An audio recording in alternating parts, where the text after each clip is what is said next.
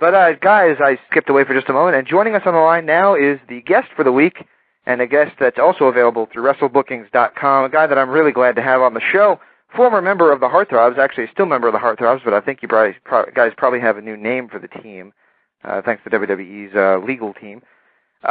Antonio Thomas. Antonio, are you with us? I'm here. Thank you for having me. It's great to have you on the show, man. It really is, and unfortunately, we're kind of catching you at a little bit of an off time in your wrestling schedule because of injuries and things like that. What's going on, and how are you doing?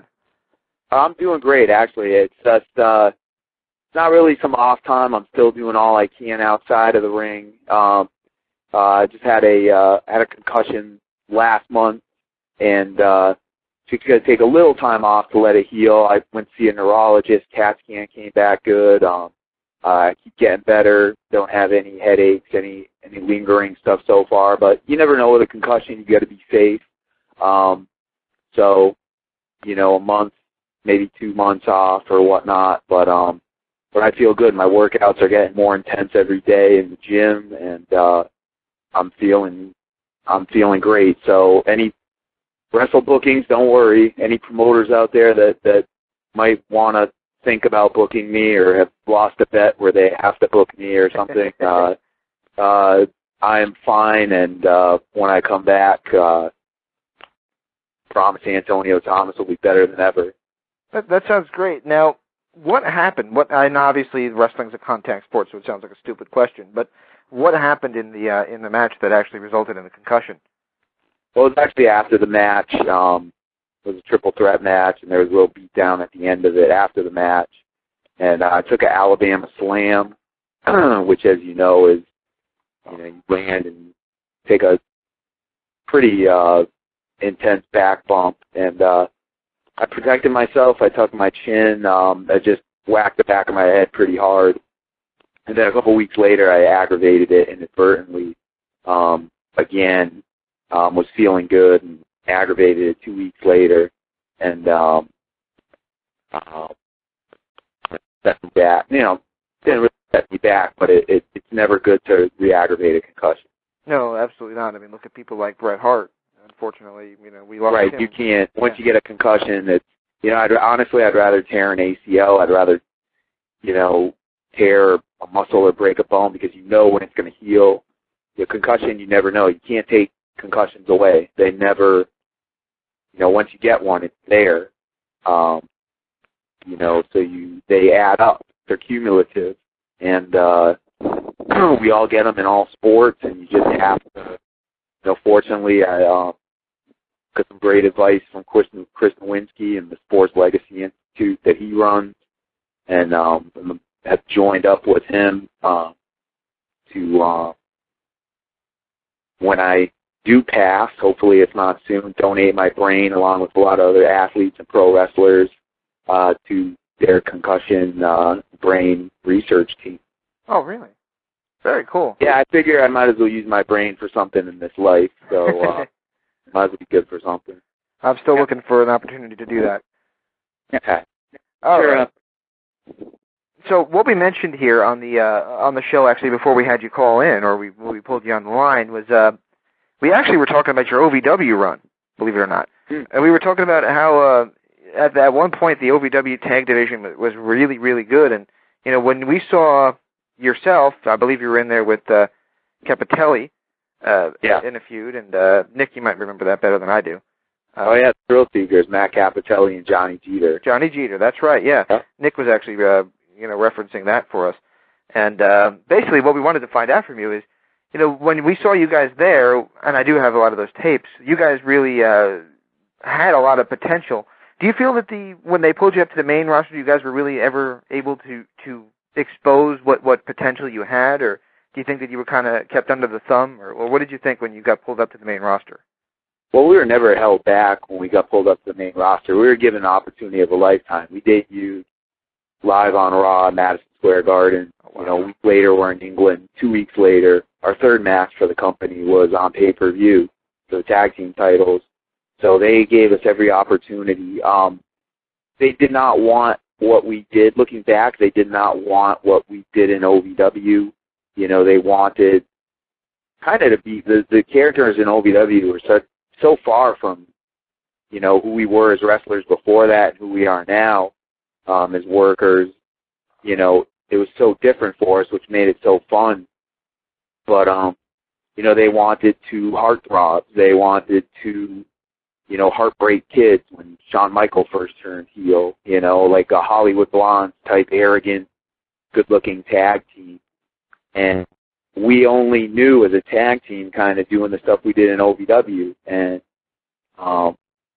it created such a buzz back then in OVW and before we got called up within the industry or with WWE that, you know, it's kind of the old philosophy, if it's not broke, don't fix it. So, you know, they love the entrance, they love the color, the charisma.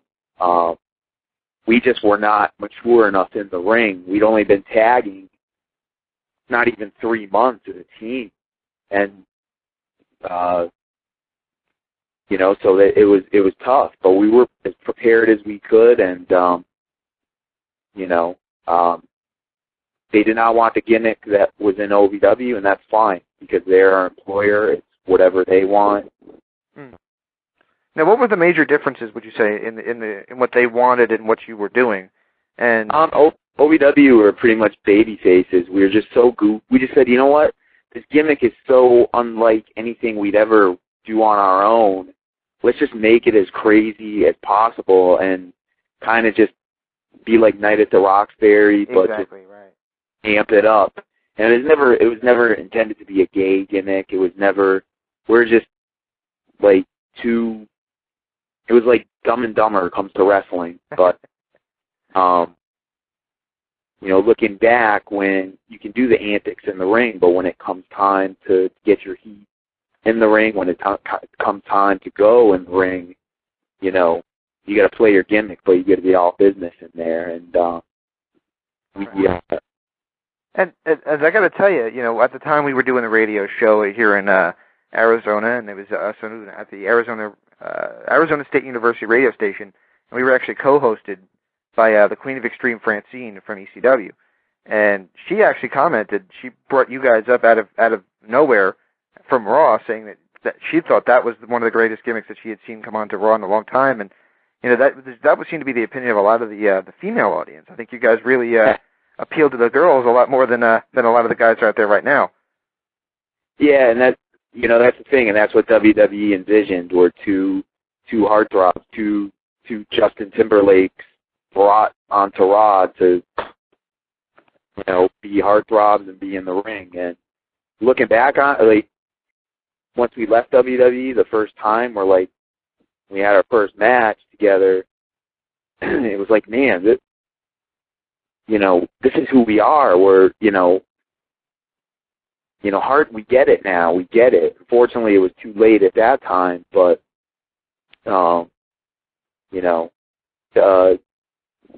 we only knew kind of what we did in OVW, and it was hard going from being baby faces in OVW and doing all the comedy stuff and whatnot, to then pulling a complete 180, going up and working as heels and having to do, it's like throwing right-handed, and then you get called up to the majors and they want you to throw left-handed. Right. You're prepared, and you're going to do whatever the company asks of you, but you just need time to mature and develop. And at the time, we didn't have that, and it's nobody's fault. It's just one of those things that happen. So. Well, going back to your original comments, I remember I was on the phone with James the night that you guys debuted, and I think the first thing that came out of both our mouths when you debuted was, man, those guys are like Night at the Roxbury. They're hilarious.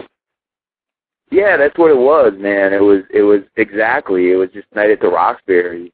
One of the very few me and Patrick were talking about this before the show. That was actually one of the few movies that actually worked from Saturday Night Live. I mean, that was the gimmick. Really, like Patrick said, people seemed to take to it because it really wasn't being done and hadn't been done. Yeah, it was just it was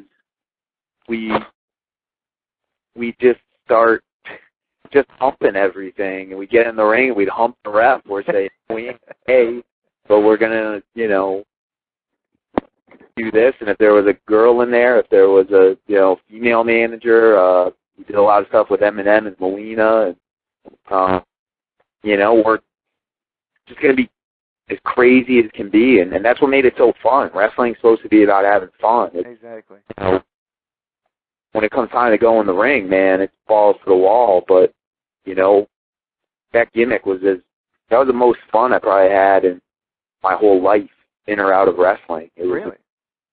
Now, do you think that the fact that in OVW, I believe at the time it was Jim Cornette was the booker, and he was really the only one doing the creative side of the company, you could talk to Cornette directly, yet in WWE you had a creative team. Do you think that led to any of the problems with you guys not understanding what they wanted out of you? Yeah, well, Jimmy saw us as, you know, the fun-loving baby faces that were gay but were too naive or dumb enough to know it, you know.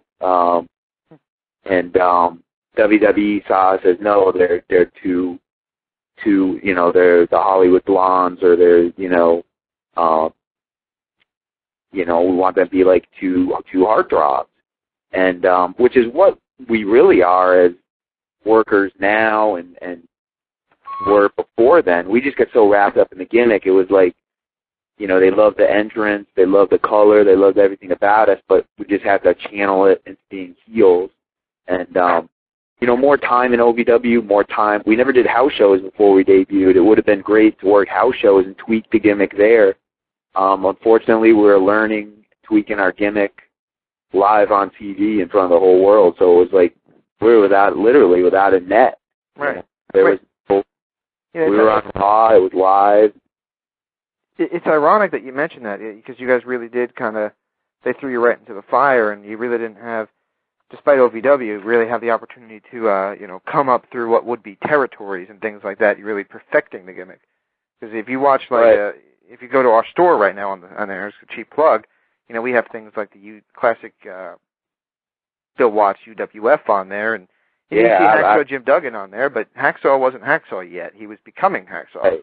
Right. And you know, I'm a territory guy at heart. I would die. I would give anything to have been born in the territory days, because it was working every night, and that's why I love that. You know, that's why I love doing the house show loops with WWE, because you're working, you know, 4 times a week, you know, 3 house shows and then TV, and you're working and you're getting into a groove. And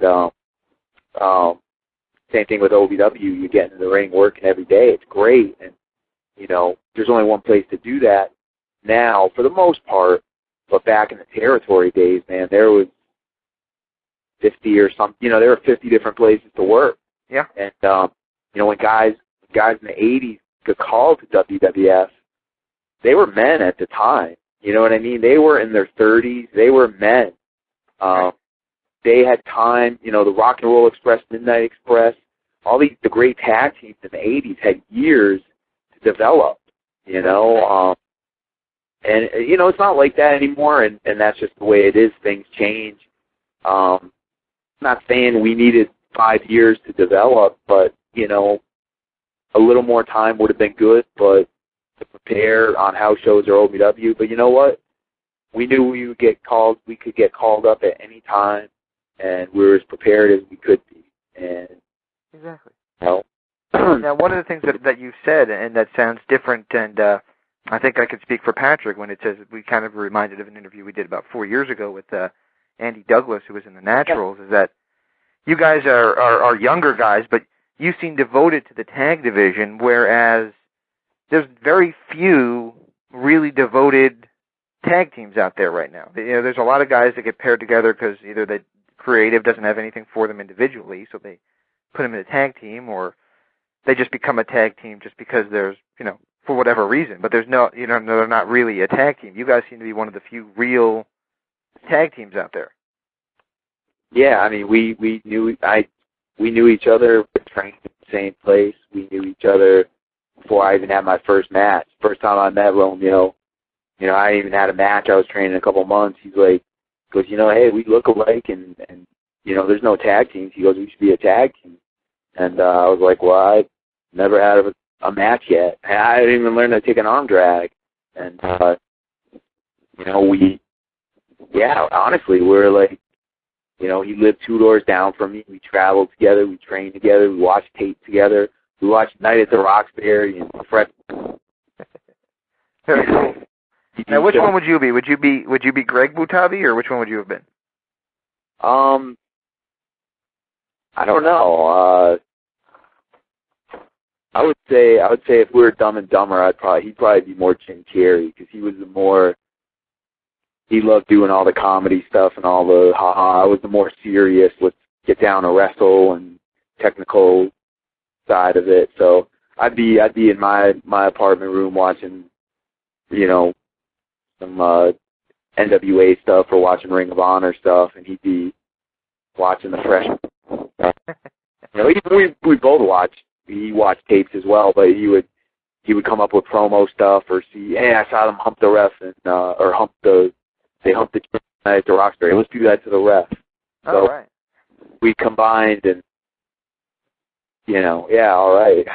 That's what I said, and yeah, we lived it. We weren't just a tag team on, you know, on screen or on TV or at shows. We traveled together. We talked about the matches, going to the show, driving home from the show, and you know, that now it you know, teams don't get the opportunity to develop like they did, you know, 20 years ago or more in the territory days. And but yeah, I'd like to consider ourselves a true actual tag team. We're like brothers. Right. We know what each other's thinking. Now, one place that you did work, you worked for, as far as I know, you only worked one match in TNA, and that was with VKM at one of the pay-per-views. First of all, how was it like to get to work with a big main event tag team like VKM, the New Age Outlaws? And secondly, why didn't TNA bring you back after that first match? Well, we did. We actually worked 2 matches for TNA. We did a dark match a couple months before, and VKM was doing the thing with Christy, Hemme at the time, and they were looking for tag teams to bring in. And at the time, they brought in, I think they brought in like 3 tag teams for one-time shots. And I think they brought the Bashams in for like a month or so as Christy had, I guess Christy was trying out different tag teams. And, you know, they gave us a call, said, hey, you know, work with VKM on pay-per-view. You want to do it? And we're just like, yeah, of course. You know, with watching those guys, you know, during the Attitude Era, they're one of the most popular tag teams of all time. And again, those guys were great to work with, and it was just, you felt like kids again. Felt like, you know, like, oh my God, we're getting to work with, you know, guys that who we wanted to be like, who we wanted to emulate. And then we got the opportunity to work them on an indie show about 6 months later, and they did the whole DX stick while we were outside of the ring. So we were just like, we're just looking at each other like going, oh my God, they did the, you know, the ladies and gentlemen, boys and girls, we're like, do you believe this? And we're just like, we're like kids. It was fun. You know, and it was like, it was great. I had a blast working them. Now, from your honest opinion, though, how did you feel that the match turned out? Was it everything you hoped it would be? Or I've never watched it. You know, I'm my worst critic, so I would have wanted to make enough of an impression to come back. You know, we didn't look at it as, hey, well, let's go do our thing for one time, and that's it. You know, I could have been better. I mean, yeah, and stuff can always be better on our part, you know.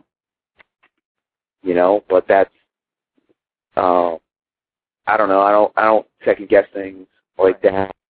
I know that from the worker I am now, as opposed to worker I was then, I was in WWE, I'm light years ahead.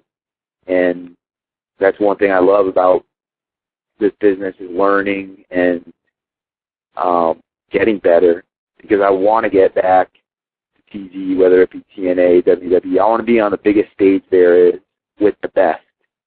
Right. And I was there once.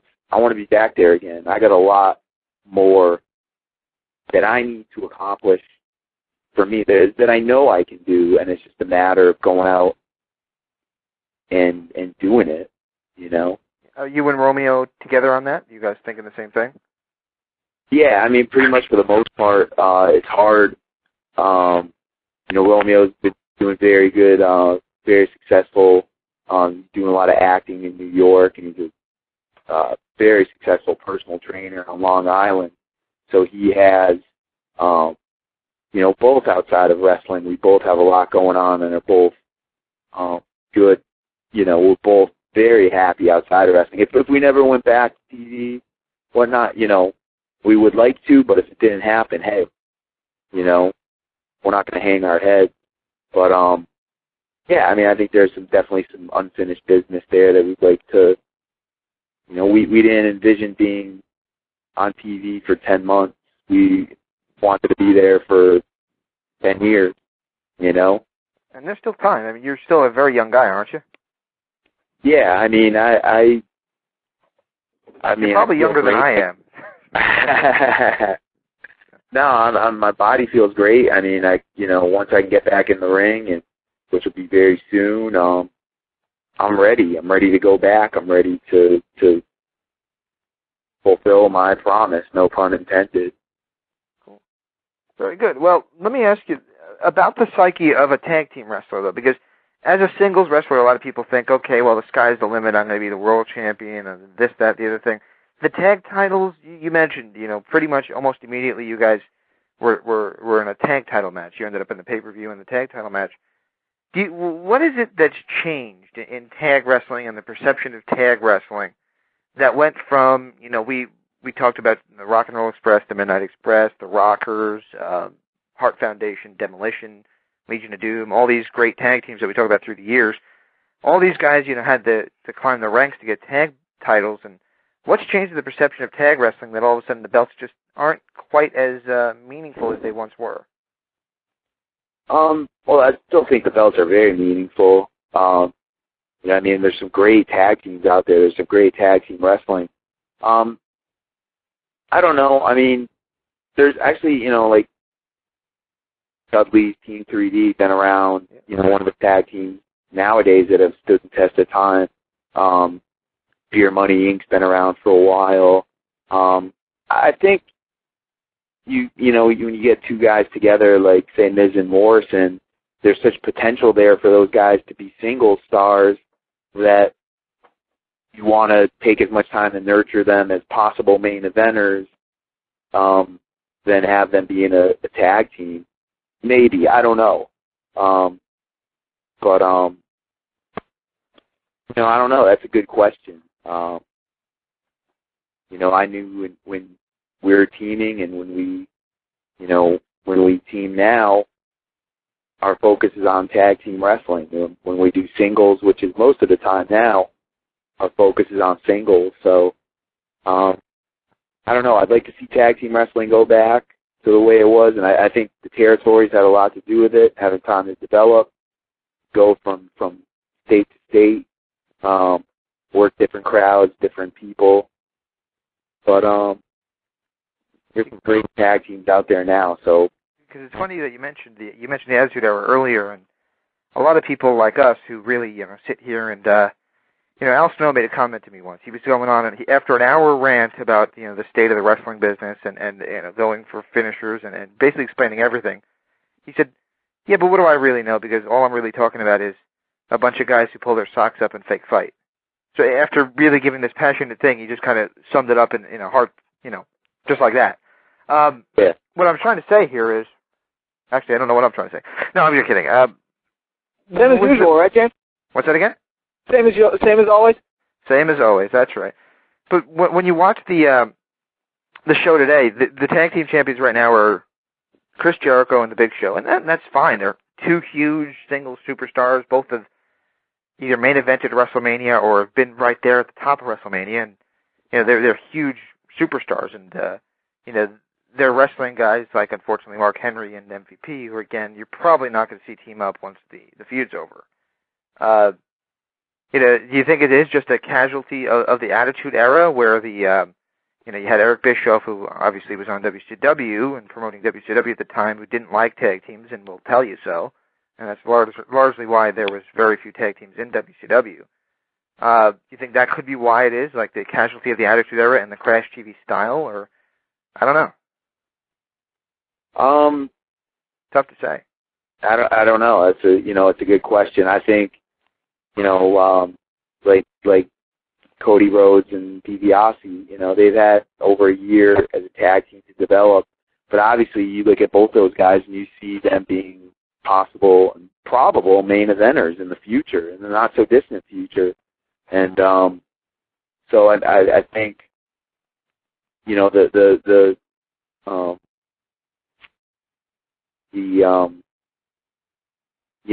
the urge to not push those guys as top single stars, it's pretty tough because business more than ever now is looking for make new stars the top stars, and I think it can be done. I mean, I like DX, tag team. Honestly, right now, as much as people get down on tag team wrestling, you got Chris Jericho and the Big Show as the tag team champ. DX is there. Cody Rhodes and DiBiase. I wish they kept the Colognes together a little longer. Climb Time, the Hart Dynasty. There's some good tag teams in the WWE, and then TNA. Yeah. The Machine Guns, Beer Money Inc., Team 3D,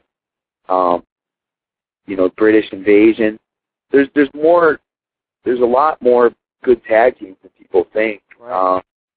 And one of the main events is a tag match. With DX is in it, but hey, anytime tag team wrestling can get out in the forefront like that, and since Chris Jericho and the Big Show have had the belts, they've been more prominent, and that's good. So and then the Knockouts are going to have tag team belts now, so TNA is really focusing on tag team wrestling. So, everything's cyclical.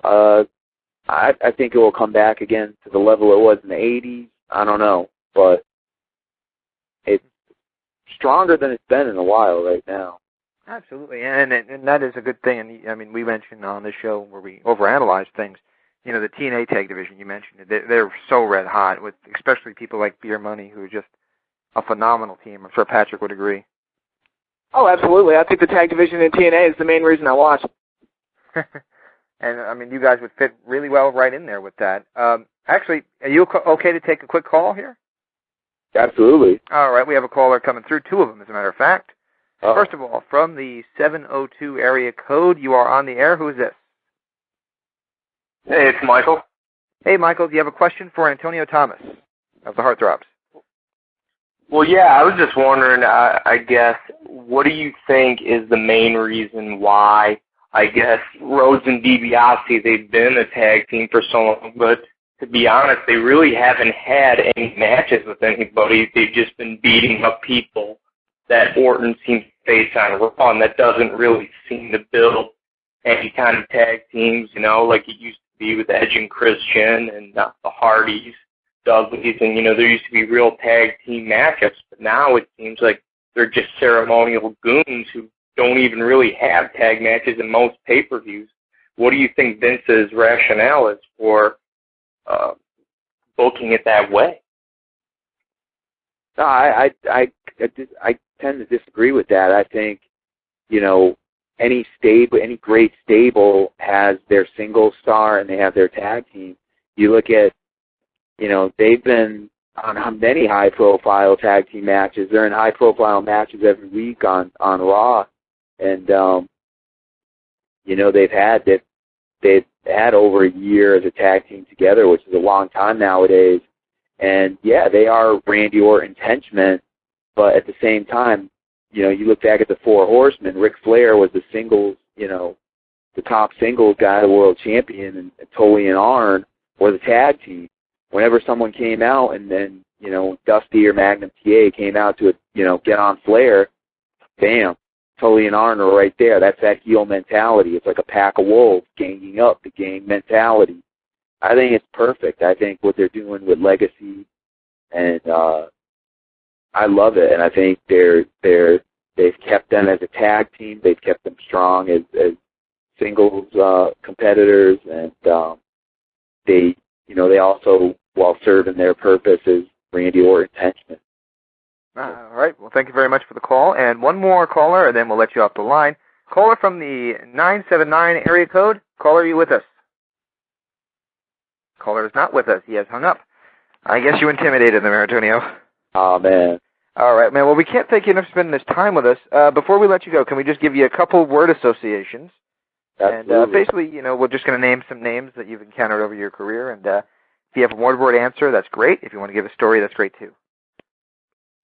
All right. First of all would be your tag partner, Romeo. Brother. All right. How about Christy Hemme? Redheaded Spitfire.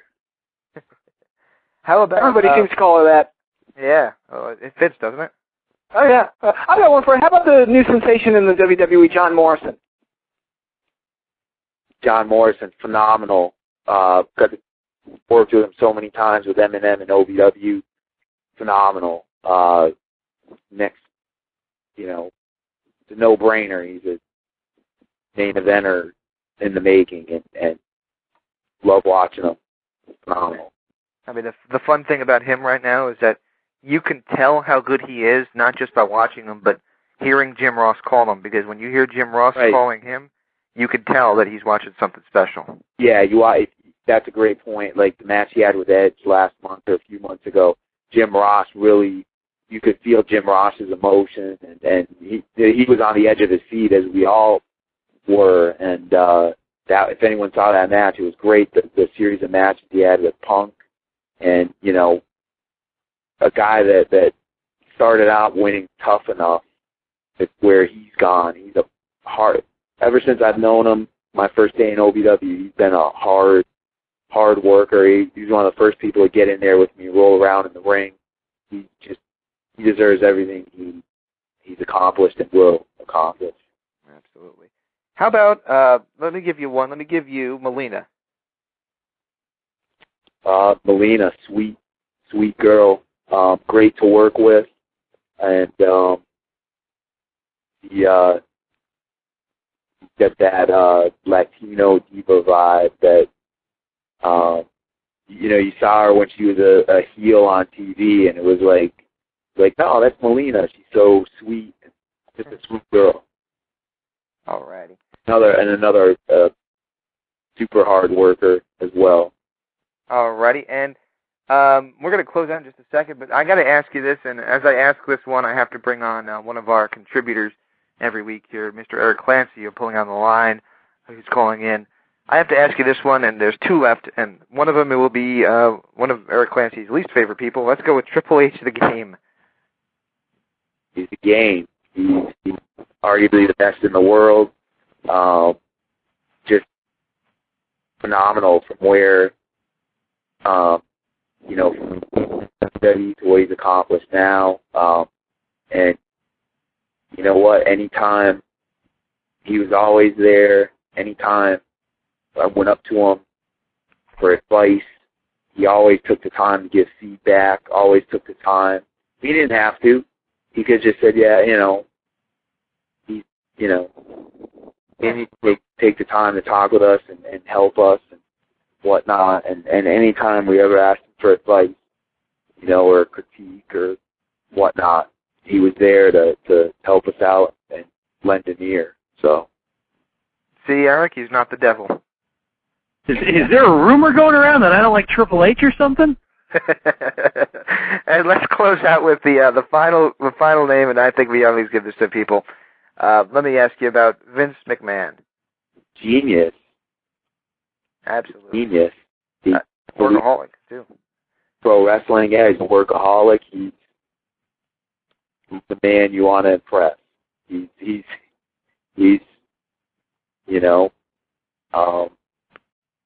genius, tireless worker, and yeah, one word, genius. Alrighty, man. Well, we can't thank you enough, and I'm going to let you go, but thanks so much for joining us, and if you're looking to book Antonio Thomas, please check out WrestleBookings.com, and we're going to be in contact with Romeo to see if we can get them as a team for your upcoming events. We can't thank you enough, man. We know we took you a little bit longer than we said we were going to, but it was a lot of fun, and we can't thank you enough. Thank you, guys. Thanks for having me. Thank you. You take care of yourself. Hope you feel better soon, and I hope to see you back in the ring very soon, too. I feel great, and I will be, and that is a promise. All right. Thanks so much, man. Thank you. Thank you. All right, guys. That was Antonio Thomas here on the interactive interview on WrestlingEpicenter.com and WrestleBookings.com and BlogTalkRadio.com. All three of those websites we're streaming live right now, and we have Yay! We have a lot of people calling in, and one of them is our good friend Andres. Hey, what's up, guys? What's up, Andres? You know, I must say, I joined at the beginning of the interview, and then I had stuff to do, so I didn't catch it all. But I'm amazed that is it James? You're the one that conducts the interviews, right? We all conduct them, but yeah. I guess you would. I would guess you would say he's the best at it. I would say I'm probably the ringleader, but yeah. You know, I was curious. I'm like, how much time do you put into like before one of the guys comes on into like researching them and figuring out your questions? You want the truth? Yeah, actually. These are great on-air questions, Andre. But go ahead. No, seriously, this is the truth. I'll give you the true answer. When I first started, I used to sit down and meticulously map out these questions. Yeah, you did. And I figured out shortly into it that they didn't always really work out the way that they should have. You also discovered Wikipedia. Yes, so that was a hell of a find too. But one of the things that I think helped me with the interview process was Randy Savage, and here's why. He was like my fifth interview, and I called Randy Savage up with our good friend Daniel Edler on the line, who really he likes Jack Evans. I like Jack Evans. I like Jack Evans. Anyway, and the best thing about Daniel Edler, before you continue that story, is his little promotion, IPW, gigantic, massive superstar wrestling promotion, whatever it's called, has its own cute little Wikipedia page. It does, and I'll tell you what, giving them all the credit in the world, they're about to celebrate, and this should show you how long we've been apart, their 5th year anniversary, IPW UK. Yeah, but Edler's loaded, though. Well, he is now, thanks to really good no, but he was loaded when he used to do the show. He was, his family's loaded, but he's made a lot of money through his poker, and I think he's doing pretty well with his indie show, with his IPW as well. Yeah, I'm not trying to kiss his ass. Believe me, we have our problems, and he knows about them. But truthfully, maybe we should get him on the air for an interview. It might be interesting if I could find him. He would not like me. Although, actually, I'm sure the interview would be fine, but then he'd get off and talk to James. I don't like that Eric Clancy. So anyway, would be like Jack Evans. And I actually remember when I used to do the interviews with James, and James would always he would send out detailed outlines. He'd be like, James questions, Eric questions, whoever questions, and that was fine. I think it's good to plot everything out, but as he's probably going to say, sometimes the flow of the interview changes, and you just got to go with it. I personally like to do things on the fly, and I think it's easy enough for people like us who have been watching the business as long as we have, and know. I mean, you can, if anyone's listening to the show, we can pretty much talk about most things that have occurred probably from the late 70s to today, because we have an extensive knowledge about it. So over-researching it might just overcomplicate it, and you just really want to go with the flow with it. I call Randy Savage up, and I truthfully didn't expect him to answer the phone. This was 5 interviews in, and all of a sudden I hear, hello? And it's like, holy shit. So I go into radio mode, and I'm, hi, Randy Savage. This is James Walsh from the Interactive Interview, and we heard that you are doing an online wrestling show, which he was at the time. His idea was he was going to do a web-based only wrestling show with no audience or crowd. And worst idea ever. It didn't work out. But that was his idea. And then I said, would you like to do an interview to help promote it? And we'll send out a transcript. And he said, yeah, call me in 10 minutes, man. So I sat down and I wrote out questions in less than 10 minutes. And halfway through the interview, and this was probably the comment that made me not fear anything during interviews, he goes, man, you really know the business. And I thought, okay, I'm set for life now. I can die happy. So that's kind of where it all came from. Now, yes, Eric knows. Years later, I was still kind of mapping out who would ask what. But now it's just kind of a, okay, we're having Antonio Thomas on tonight. And then we just bullshit to each other before we get on the air. Yeah. And, we kind of just go on the air. Now, Patrick wrote a couple questions down. There were hardly anything that like what we used to write, like a 3-page, here's possible questions to ask.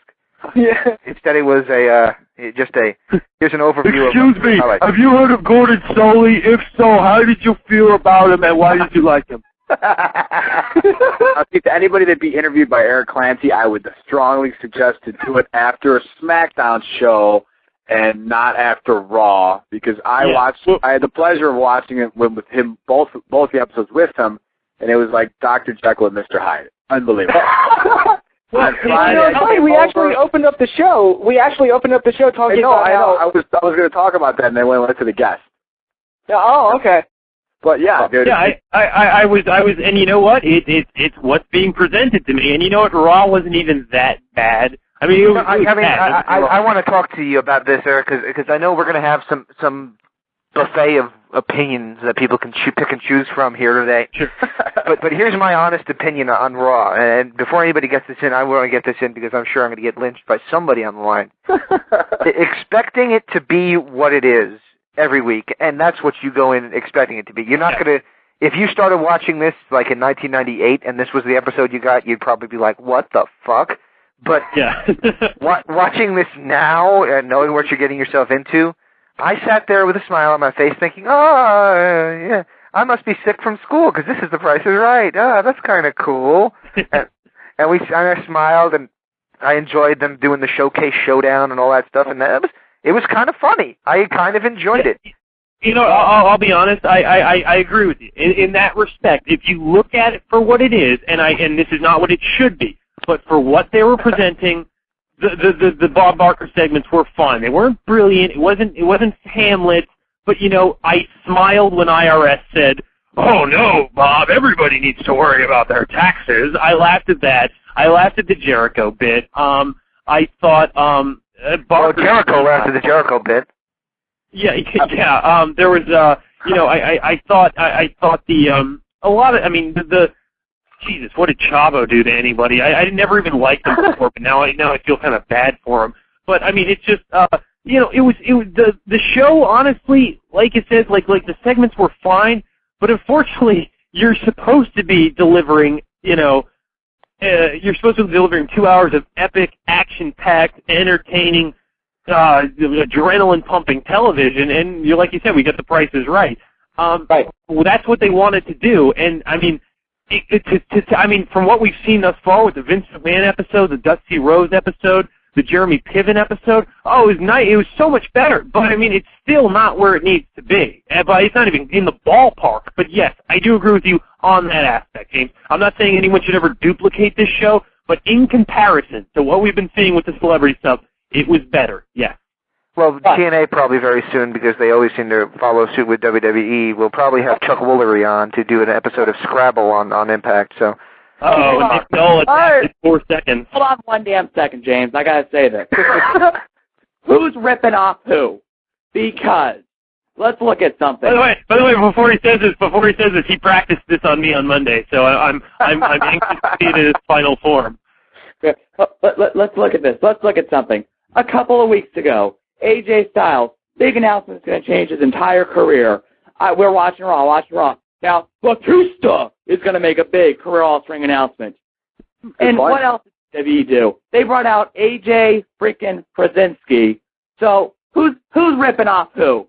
It's Hold on. He's right, James. He's right. Did they bring out AJ Krasinski, or did AJ Krasinski decide to go to a bigger, more highly produced show that he was in the crowd watching? He's a wrestler. Yeah, but he did go to a more highly produced, awfully garbage show compared to the one on Thursday.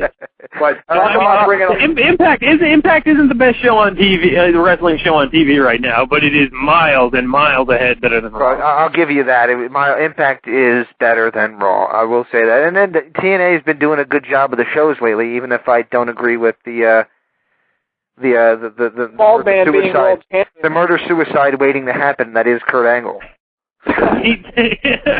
But and we're going to have to talk about this because this the next thing that happened, because there's a few things I think we need to talk about today. I think Nigel McGuinness is one. Angelina Love, who I think we're all extremely disappointed in how fucking stupid she was this week, because it's an absolute waste, and the fact is she could be going to jail for 10 years, quite frankly.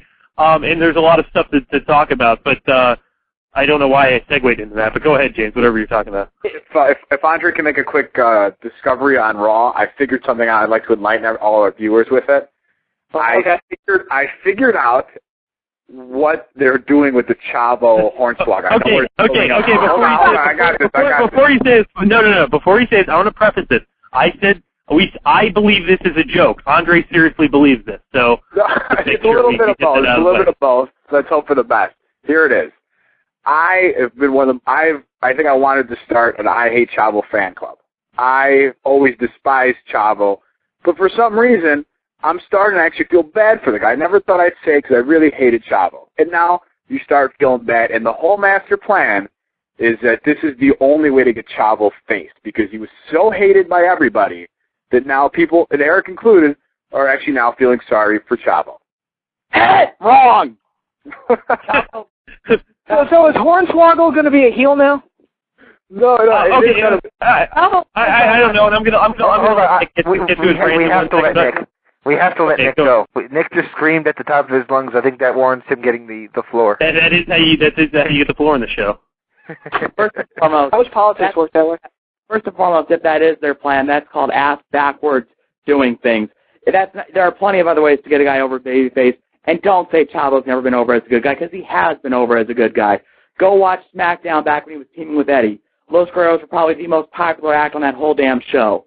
So don't sit here and say Chavo's never been over as a babyface. Don't say this is some grand master plan. No, this is their grand master plan to keep stretching out that goddamn little dwarf, that goddamn little midget Hornswoggle, who needs to be fired. And I swear to God, if I saw the guy I'm starting to hate Hornswoggle so much. If I saw him walking down the street, I'd just punch him in his little face. I was. And he'd paint a black hole on the wall and run through it, and then you would run through it to chase after him, and you'd. Here's the problem with the show, and here's what Vince doesn't get. And this is just indicative. And what he wants to do is he wants to make it that his Bugs Bunny cartoon on the show, and if this was, and he wants it to be SNL or Bugs Bunny. Unfortunately. But he's a serial show. He's a show like 24, like Lost, like one of these shows where the characters have to come back every week. Bugs Bunny can get blown up, Elmer Fudd gets shot in the face, they're fine the next week because it's not a serial, it's just standalone episodes. SNL is like that too because it's actors playing characters. It's fine, you can do these little segments. Wrestling can't. I understand that he hates professional wrestling for whatever reason. And I'm not sure what it is, but the fact is, Vince, unfortunately, you're in the professional wrestling business. These characters have to come back the next week. I mean, I understand you want to do this little Bugs Bunny cartoon show. That'd be fine. Buy yourself an animation studio, talk to Mel Blanc's Ghost, and go get that taken care of. But now... dude, they'll give him ideas. They'll actually do it. We'll get rock and wrestling, brother. But Cartoon Network X. Yeah, but Cartoon Network, by the way, sucks now because they're not even playing all cartoons, which is garbage, but side note. And it's a whole bunch of fucking Japanese bullshit. Yeah, well, I mean... all an attempt... I figured it out. There's anime bullshit where all you do is every single show is some fictitious card game. It's all a way to try to kill the American baseball card companies. That's the purpose. You have I told you you're crazy with your conspiracy theories? Conspiracy night on the show tonight. I hate anime as much as the next gentleman, but I digress. I mean, you can't run your wrestling company like you're a Bugs Bunny show. It's just, and he's always wanted to do that ever since he drank that water and Beyond the Mat and said, "We'll make movies." By the way, watch that. He looks like he's washing down cocaine. It's just it's ridiculous, and that's a big indicative problem of what's wrong with the show. anyone else miss Jack Swagger, or is it just me? No, you were the only one. And I remember, and I talked to Patrick and I talked to Nick between, and they both were like, who friggin' cares about Jack Swagger? You're the only person that cares about Jack Swagger. I never said this. Don't put words in my mouth. Okay, no, I'm sorry. I apologize. It was someone else said Nick. I apologize. It was probably my friend Kevin. I didn't watch the show, so I didn't miss anybody, quite frankly. I'd rather see Jack Swagger than Hornswoggle. Can we at least agree on that? We'd rather see Jack Swagger than Hornswoggle. What they should do, they should do like a looks contest and determine which one is more awkward looking. Between who? Jack Swagger and Hornswoggle. Jack Swagger. Okay. You know, I was playing and there is a point to this, I swear. I was playing Donkey Kong 64, and there's a character on there that's an orangutan. That game, except for like me and my sister. That's a great game, but I'm glad you agree. Yeah, there's an orangutan on that game named Lanky. He looks like Jack Swagger. Yeah, Lanky Kong. That guy was awesome. Okay, why don't we get back to the wrestling? I don't know. I was just envisioning the guy from that whatever that rap, Rage Against the Machine, singing. What is his name? What Kong? Lanky Kong. Yeah. They could do a theme song for him, like calling him Lanky Kong. I actually liked my lack of Jack Swagger this week, but I want to say something here, and I want to get started as far as kind of a Raw coverage thing. I know we said we're going to ignore it, but we can't. The opening match has been praised back and forth all over by everybody, but because it was so great, it was so intense, blah blah blah. Great match between Jericho and MVP. For like the second time in a row, MVP screws up about 8 different moves, and apparently I'm the only one who cares. It happened at SummerSlam where he was screwing up everything left and right, and it happened again today. On Monday. He's sluggish. He runs into the ropes slow. He goes in different directions than when the person is Irish whipping him. It is ridiculous that the people continue to support this idiot. He is 36 years old. He's awkward looking. He's got that stupid ballin' move that I guess they pop for, but he's like, you know, without any sort of charisma that The Rock would have. I have to point that out. He stole that. He stole it from where? Oh, he's a New York Giant. Patrick got that. Patrick, you know, the reason why he runs the opposite way of the way his Irish whip is that's the way the brim of his cap would be facing if he was wearing a baseball cap. So that's the way he would hit the ropes. I didn't get that. No, the bottom line is MVP has been praised by everybody as having potential and being the guy that they should push, but he has done nothing but screw up in big match situations on a stage that he should not be screwing up on. I mean, if you're paying $100 to see Broadway theater, you in theory should be getting good actors. If you go to a professional sporting a Giant Steelers game, in theory, you should be getting the best play. With MVP, you are not getting the best athlete or the best performer because he's just simply been mediocre. He's screwed up everything. He's getting this big push. I mean, I'm glad that he's going to lose this Sunday based on the way the booking is shown, but I can't believe that because the Chicago crowd was just so hot for him, as they are for everything, because they're the hottest crowd. Yeah, for whatever reason. Were you there? Was either of you guys there? No, I'm not paying for that shit. Yeah, I had to stop on that one. I couldn't pay for it either. I was like, no, nah. even Andres was the guy who defended Cody Rhodes' decision. And by the way, Andres, remind me to smack him. We're going on a rant about that in a minute. But one of the things that I said was Jericho wore red this week. Anybody notice that? Everybody was wearing red. Yeah, and MVP wore red. And I said to Cassie, my wife, I said, don't they know that they shouldn't wear the same color? People might confuse them. Yeah, the black guy and the white guy? Well, it works in some cases. Before you guys go on your, Cody Rhodes rant, I have to defend myself really quick. I was gonna get thoughts on MVP real quick before we did that, and what they thought is. Let me know. We can finish. I'll give my thoughts on MVP. Yeah, I think he's at best an okay worker with charisma, and I don't think he has much of a long-term future. Well, because he's 36. Well, Batista got a push. That didn't matter, but Batista was like 36 when he got his big push because it was like 4 years ago, and he's like 40 now. So I still think MVP's gotten worse in the ring from when he showed up a few years ago. I think so too. I think so too. Here's my opinion on MVP. Okay. The first time I remember seeing him, he was the guy who got killed by Monty Brown with the pounces, and he got picked up again and pounced again on TNA Impact, and he was used as a jobber talent. And TNA got it right. I totally missed that one. Yeah. TNA got it right. He's a jobber talent. He's got very little else. I agree. I think, and here's what I hate about his gimmick and his character, and I explain this to Andres, and the character makes no sense. It's basically what they did was when he first came on, and it's what's always bugged me about the character, is there's supposedly a bidding war going on for him between SmackDown and Phantom Promotions that existed. This bidding war was never mentioned on Raw. He never appeared on Raw. TNA, obviously, they never made any mention of anything, so it's not like there was actually Eric, it was the EWF from the WCW Revenge video game that was bidding on. Good reference. Yeah, so they basically they're bargaining with themselves for this guy that nobody had ever seen before. And then I guess maybe they could justify if it was someone like Morrison or Styles, who in the ring you're just like, whoa, that's really cool, that's a bunch of cool looking stuff that he can do.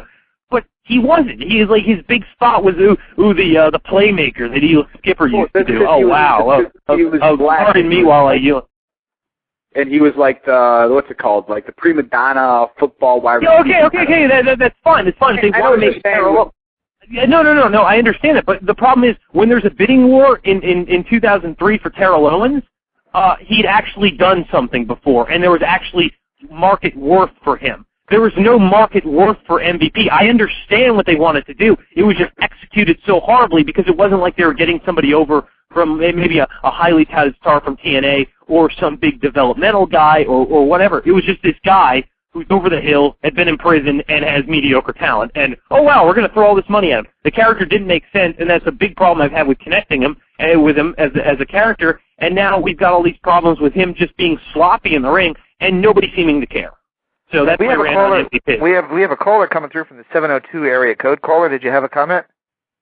Yes, you guys should all be thankful for the wisdom of Eric Clancy because he's pointing out a huge flaw in this guest host is that when wrestling is popular, they can develop characters. It's episodic television, 52 weeks a year. Now they take 45 minutes on shameless plugs for Jeremy Piven movies, game shows, all kinds of things that make no sense. 1 second you could turn on the TV and the American Dream is pumping up the Detroit crowd and he's getting killed by Randy Orton. It brought me shades of a bullwhip match a couple years ago. I had no idea why Cody didn't retaliate. We got a little blurb about it in a pretty bad montage last night. It's just not connecting week to week. That is what the man is saying. Eric Clancy, I thank you. Well, thank you. Eric. I've actually got a few Facebook messages from people saying that they appreciate that, and I do appreciate any support. That's exactly right, and that's what I've been saying, because the fact is we are not in regional TV anymore. We're not in how wrestling was booked in the 70s. We're how wrestling is booked from the 90s beyond. It's 52 weeks of television. It is serial television. You treat these characters with like, if something happens 1 week, you cannot ignore it the next week. There needs to be continuity. If you open up an issue of Spider-Man, generally, unless they're doing idiotic things like the One More Day storyline, when his life is erased by a magical demon, generally what they're doing is going to impact future storylines. There is a master plan to everything. There is a development. There is a start point, an end point, and an arc to these characters. And that's what Vince is not doing. SmackDown is doing it. TNA seems to get the idea behind it. Everybody except for the flagship show, the show that we were supposed to put up on a pedestal and show all our friends, is doing it. And the fact is, that's why SmackDown is so compelling. Why do we all love CM Punk? Well, look at his gradual rise to top heel from early June to now. It's been massively compelling because there's been a reason behind it. There's been well-executed promos. There's been a natural, organic turn to him, and there's been an arc. It's simply that. I'm not saying it's rocket science to come up with the ideas. It's very hard to execute, but they're just not doing it. And that's kind of the problem with the guest host concept. It's kind of why I dread Raw, because I know it can't be good, because when you think about it, even in the context of the storyline, I mean, they're presenting a sports league in theory. What sports league says, hey, why don't we have this guy run our sports league one day and this guy run it the next day? No, in the NFL, you got Roger Goodell. Somebody F's up, Goodell throws you out. Goodell's going to be in there for the next 15 years like Tagliabue was, like Roselle was. There's continuity. You cannot suspend your disbelief with the idea that, oh, I'm going to be running things one day. I'm going to be running things the next day. It doesn't make any sense. And, yeah, it may bring you ratings in the short term, but it's going to damage your product long term. We talked about this time in and time out. And, you know, it is what it is. They're going to do it. And I kind of touched on it at the start of the show. Unfortunately, no, I love SmackDown right now, and I'm loving Impact right now, and I think Superstars is fun. And so most of the wrestling shows are actually pretty good. It's just that Raw is the biggest show of the week, and that's Raw is kind of the barometer that people judge wrestling by, and it is by far the weakest of the shows. By far, from any promotion. There's absolutely nothing really that leads, when you watch Raw, there's really nothing that they do that leaves me feeling like, oh, that was good. I mean, there's something better than the others, but that's kind of like being the best player on the Detroit Lions. It's still tough. I mean, by the way, that reminds me, are you ready for some football? Oh, God, I can't wait to not watch Raw in the future. I was going to ask, on that note, am I going to be the only Raw correspondent then for next week, or what? I'll watch Raw. Wait, James, you're not watching football on Monday? I'll watch football all day Sunday, and I'll be flipping back and forth on Monday. Well, you don't want to see the Chargers bang up on the Raiders? That'd be fun. That's their first Monday game? Well, it's a doubleheader. They get the Patriots versus somebody as the first game, because they always have the doubleheader at the beginning of the season. And then they're going to have Chargers and Raiders. And I'm sorry. I mean, there's no question. I'm watching football on Monday. I'll be watching the Patriots game just to watch Tom Brady get his ass. Oh, I hope Tom Brady gets taken out. Obviously, I think James, I think you're a Jets fan. You are from the Jersey area, so I think we got two Jets fans on the line. But I'm a Jets Giants fan. You got to pick one. You don't have to pick. It's not like the Mets and the Yankees where you have to be one or the other and you hate the other person. Well, they're both in different.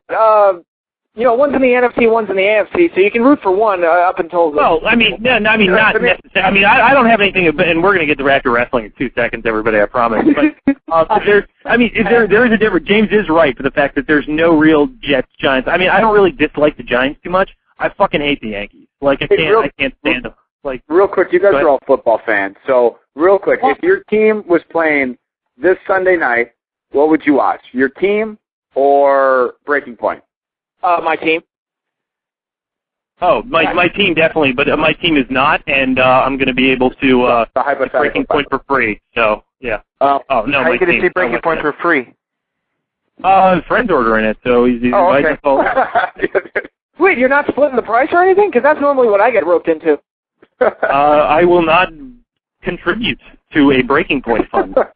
Maybe you can buy the pizza. Oh, by the way, did anyone want to do a kind of like the SummerSlam show we did last time? I thought that was pretty cool. Did we want to do a Breaking Point one this Sunday? Why don't we save it for a big time one? Why don't we save it for Survivor Series and do a real good one?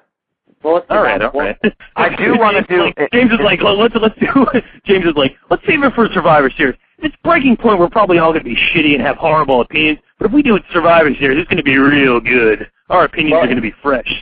Survivor Series, like anything it was last year, we're probably going to be more pissed off about it. I don't remember last year's one. Was that the time Edge returned for like the 38th time? Yeah, that was when Lumberjack Edge won the title. That's Triple H.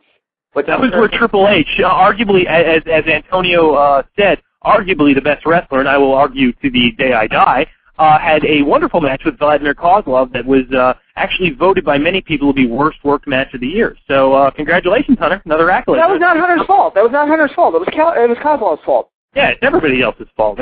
Whenever he has a bad match, it's Imagoo's, it's just like, I happen to walk into this horrible match, even though I wanted to work with this guy for like 3 months. Oh, turns out he sucked. I couldn't tell that by watching his matches. Let's get back to Raw, I guess. By the way, does anyone know how Randy Orton gets his charge DQ'd for walking into the ring, but Hornswoggle can shoot somebody with a super soaker, and that guy then he doesn't get disqualified? Well, you see, the water is not a foreign object because it came from the taps just out back. So technically, that's not a foreign object, and the super soaker is made in California. So Why do you so We Chavo got screwed out of that car. we played. Now, Eric was telling me they called Chavo a bully when he chased Hornswoggle. Yeah, it was great. What's his name? Dylan Postal, because I won't call him Hornswoggle, even though I have the entire time, so I'm contradicting myself. He comes in and Chavo's about to win the match clean, and he's gonna like get a new car. So it's kind of like the Coyote thing, Wile E. Coyote. You're like, oh, finally, please, yeah, get the car. And then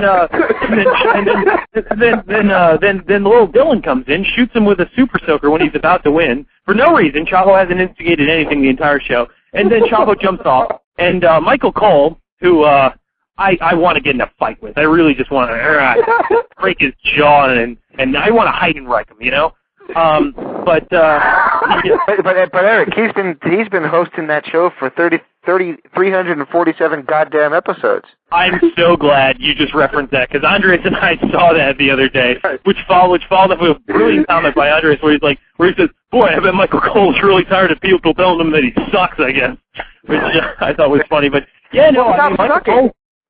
Yeah, I know. Michael Cole's a big man on Howard Stern Radio, and the show was great. It lasted 6 episodes. So, but yeah, no. Then he comes up with a brilliant line with, "Oh wow, this bully Chavo just coming after Hornswoggle." Yeah, he's the bully for retaliating on being screwed out of a car in a match where he instigated something and was attacked by an angry leprechaun. This is where I got enlightened. This is where I thought Chavo was finally going to turn face and win the car, and this is when I realized he just keeps on getting screwed over, man. I think Chavo can turn face by, just beating Hornswoggle to death in the back. One time, once he beats Hornswoggle, the crowd's going to go nuts. You realize if this was TNA, Hornswoggle will have already beaten off in a garbage can? What? James, I understand you hate the guy who will not talk to us from TNA. I just kid. I don't hate anybody. They're fine. I like TNA, but you got to admit, that character, and for those who don't know what the hell I'm talking about, there was a character in TNA called Puppet the Psycho Dwarf, who once was masturbating while getting interviewed by Goldilocks, then brought a gun to the ring to shoot Jeff Jarrett. So, hey, I'm not saying there hasn't been crap in TNA. I'm just saying right now it's been pretty good. Last week's show was really good. I remember the Johnsons. Remember them? There was horrible stuff in TNA. But the fact is, there currently is horrible stuff on Raw. So there currently still is. Yeah, I mean, there you go. I mean, like I said, TNA is probably the better of the. If you had to choose between Raw and Impact, I would probably choose Impact. Being honest. That's not even a contest. Let's get to Cody's speech, and I think we're going to have a preface from Andres and rants from myself, Nick, and James. Am I right? All right. So me and Eric are watching the show, and I just like to explain what happened. So last week, Cody did not attack Orton. That was the fact.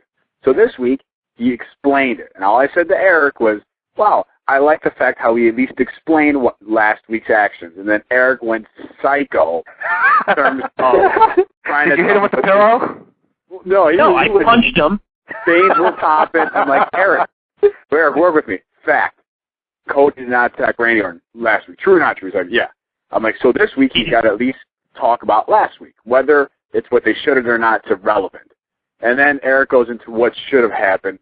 And for that, if there's a viewer out there, please don't ever tell Eric he's right. We know he might be right, but don't tell him because that just boosts his ego, and then we're all done for. It's like that nanny show for the English people. They think that just because they get this nanny person who gets to tell people what to do, that all of a sudden they're smarter than everybody else. So all I know is that I want to watch a show of Nick and Andres watching Raw. Well, that would be fun. Like Beavis and Butthead. You can have the camera on top of the TV facing towards them and occasionally show the Raw episode. Well, listen, okay, go ahead, Nick. I'm sorry. I was saying, Eric and I were actually talking after Raw. We actually talked as I was driving to work, and he was just kind of going off on his little rants about, Andres and talking about what happened. And, what I kind of realized Eric and Andres are like? They're basically Bert and Ernie. Bert and Ernie. So is there going to be homosexual connotations going now for the next for as long as the run of this show goes? Only if Andres ever looks back at you and says, "Bert, you're shouting again, Bert." Yeah, that was a great Family Guy. I would, but I don't want to get Eric angry, dude. He'll go crazy, dude. He goes insane, dude. Okay, here's why I went crazy. And here we go. for everybody listening, Andres will literally say whatever the opposite is I'm saying, and whether it's right or not, and he'll just say the fucking opposite. And this is why I get so insane, because he does it like clockwork every time. Here's the problem is I'll argue with James, and sometimes I'll see James's point, sometimes James will see my point. Like last week when James was like, in this brilliant burst of character development, James was like, nah, I think you turned me here. Andres will friggin' fight to the death for his stupid reasons. You can see him convincing himself that his own bullshit is worth it. Here's the problem with it. Andres is like, okay, so here's what happened. Cody didn't attack him, and now they can explain it. You can't help what happened last week. So Andres is acting like we were just born and we had no control over the previous week. The problem is, Andres, this is a writing team that had complete control over what happened last week, and they fucked it up. So you can't, they're not mutually exclusive events. These are things that they had complete control and could have took a story in another direction. So, as I stated last week, if you turn Cody, you have multiple new ways you can go, exciting ways. You have a storyline of what happened to the tag match with Legacy and DX. Is Cody even going to show up? What does Ted stay with Cody or does he go with Randy? How is this going to affect Legacy? Is Cody going to cost Randy the title? You have all these different areas that you can go to. Does DX still hate Cody? What's going to happen? So you're like, okay, so that gives us that. Well, obviously, if WWE isn't doing this, they must have a lot better storylines that they can go in that direction. No, they don't. Cody says, oh, it's my career is more important. Okay, I guess that's fine until you realize the fact is, if Cody attacks Randy Orton, is he no longer going to be in the main events getting his ass kicked by Cena and Triple H? No, in the worst case scenario, he'll be getting his ass kicked by Randy Orton. So he'll still be in the main events regardless. It's an idiotic idea that, oh, if I'm not friends with him, I'm not going to be in the main event. Why not? You already befriended him. You already got the exposure. You're already there. You don't really need him anymore. It's an idiotic argument I thought was moronic, and I thought the idea if Cody does turn, then we're not getting the status quo. We're not getting the everything stays the same every week except after a pay-per-view. It's the kind of stuff that Nitro would have done, the kind of stuff Raw would have done, because it makes sense and it's unpredictable. It's not just stuff Russo was doing in 2000 where he would just do it to shock people. This would have made sense. It would have made Cody into a sympathetic babyface because, I'm sorry, he's defending his father. There's nothing, Vince wants his noble babyfaces. You got one right there. And they blew it. But he can't sell T-shirts, Derek. You don't realize that. He needs to sell, spinning necklaces and... You're right.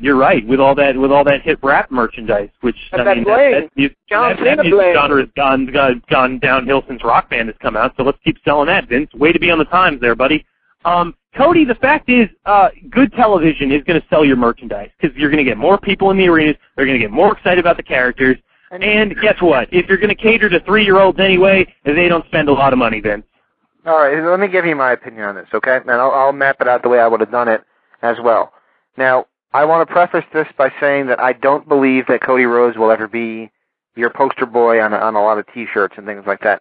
But that's okay, because not everybody can be. Not everybody's going to be Hogan. Not everybody's going to be Austin. Not everybody's even going to be DX. But he would have had a decent enough spot. And he's not dead, so let's not present him like he's dead. But they killed a lot of his steam coming out of last week's Raw, that's for sure. Okay, so let's watch. We have DX backstage referencing Happy Gilmore with Bob Barker. Okay, fine. That's fine, whatever. They spin the big wheel, which wasn't even the big wheel, which I was disappointed about. Why not, just for shits and giggles, have Randy Orton team up with Cody Rhodes? And then you could have Cody do a couple things during that show, like not stick his hand out all that outstretched to tag Orton. And give you this kind of thought of, maybe he still doesn't like him and he's torn and conflicted. What will he do in the end? No. We put him in the ring with Masterpiece for no reason, and Cody gets run over by Cena. Well, I will say this, and I do agree. I mean, it's certainly better than what they put out there, but they actually, believe it or not, did give Cody a good amount of offense in the Cena match, which I was actually surprised that Cena actually was able to sell for something. I will say this, though, if we're continuing on a Cena thing, for all the talk about this guy being one of the hardest workers in the business, boy, he sure pussied out in that RKO, didn't he? Anybody see that? Did anyone believe that? Oh, well, he took an RKO and basically put his hands out 4 feet from his face and took it like that. It looked like it wouldn't have hurt a child. For a guy who works so hard and works his ass off and toes the company line, and Patrick actually made a great point a few weeks ago, and I forgot to reference it because it was such a brilliant point. Cena is Vince's corporate champion. If Vince didn't have The Rock, Cena is Vince's ideal corporate champion. But that's exactly, yes. Vince's search for the corporate champion has ended. We have him now in John Cena. Yeah, he's got him, and he's won. He's won because he tricked people into cheering him. Real quick into that RKO thing while you mentioned it. Yeah. Funny he RKO's Cena. Well, Cena puts his hands completely outstretched and just it looked like. Orton's tried that move a couple times. They've done that before. I think they did it at Saturday Night's Main Event, and it's just like the RKO onto a table or onto a chair is very awkward, and usually ends up hurting Randy more than it does Cena. No, Andres, because Raven used to drop toe hold people into chairs all the time, and they sold it great, and it looked sick. It would have looked great if Cena. Okay, what's up? Did you see the one where Orton did that on Cena? I think it was heading into WrestleMania, the Saturday Night's Main Event. It was heading into one of the summer pay-per-views in 2007. Yeah, and he took it completely. It looked like Orton looked like he got more hurt than that because he took it real bad. So it's just a move that they don't pull off well on a chair. No, they probably shouldn't do it. That's crap. Yeah, exactly. But if you're going to attempt it, do it right. In theory, if you want to do it, have Cena keep his hands at his back, have Randy come down. Randy can take the most of the shot with the elbow, and it looks like Cena's face dented it. That's all you have to do. Cena is for a guy who's just incredible, and he's such a hard worker, and people have extolled his virtues, like he's Jesus. I mean, blew it big time. That was their big go-home sell, big final heat for Orton, which of course Orton will now lose to Cena. I have no doubt that it's going to end with the STF, and of course we'll get the next Cena reign. Yeah, so we're going to get that wonderful music ending the pay-per-view again. And that's what's going to happen. How cool would it be if you know how shitty it was when they spliced together the Big Show and Jericho's theme, and then they did a really shitty version now that they use it to splice together? Maybe they should do since he's a game show host character anyway, maybe they should splice together that dan dan dan dan with dan dan dan dan dan dan. And then when Cena loses the music and go wah wah wah. Yeah. There you go. There you go. Yeah, it was. Go ahead, Nick. I mean, I'm just going to say this. Eric, I agree with you 100%. For some guy that supposedly works so hard, I don't buy that crap from Cena. Yeah, Cena works hard in the fact that he goes to Major League Baseball games and throws out first pitches, but this is a guy that is crap in the ring. He is not a good wrestler. I agree. I'm saying this is what people say about him. Yeah, well, I'm not. Well, that's why I'm agreeing with you actually. But what I'm saying is, I don't see the commitment out of John Cena to be a good pro wrestler. I think he is. I don't see passion out of John Cena. I always hear that's what a lot of John Cena's big dumb marks will say. They're like, yeah, but he cares.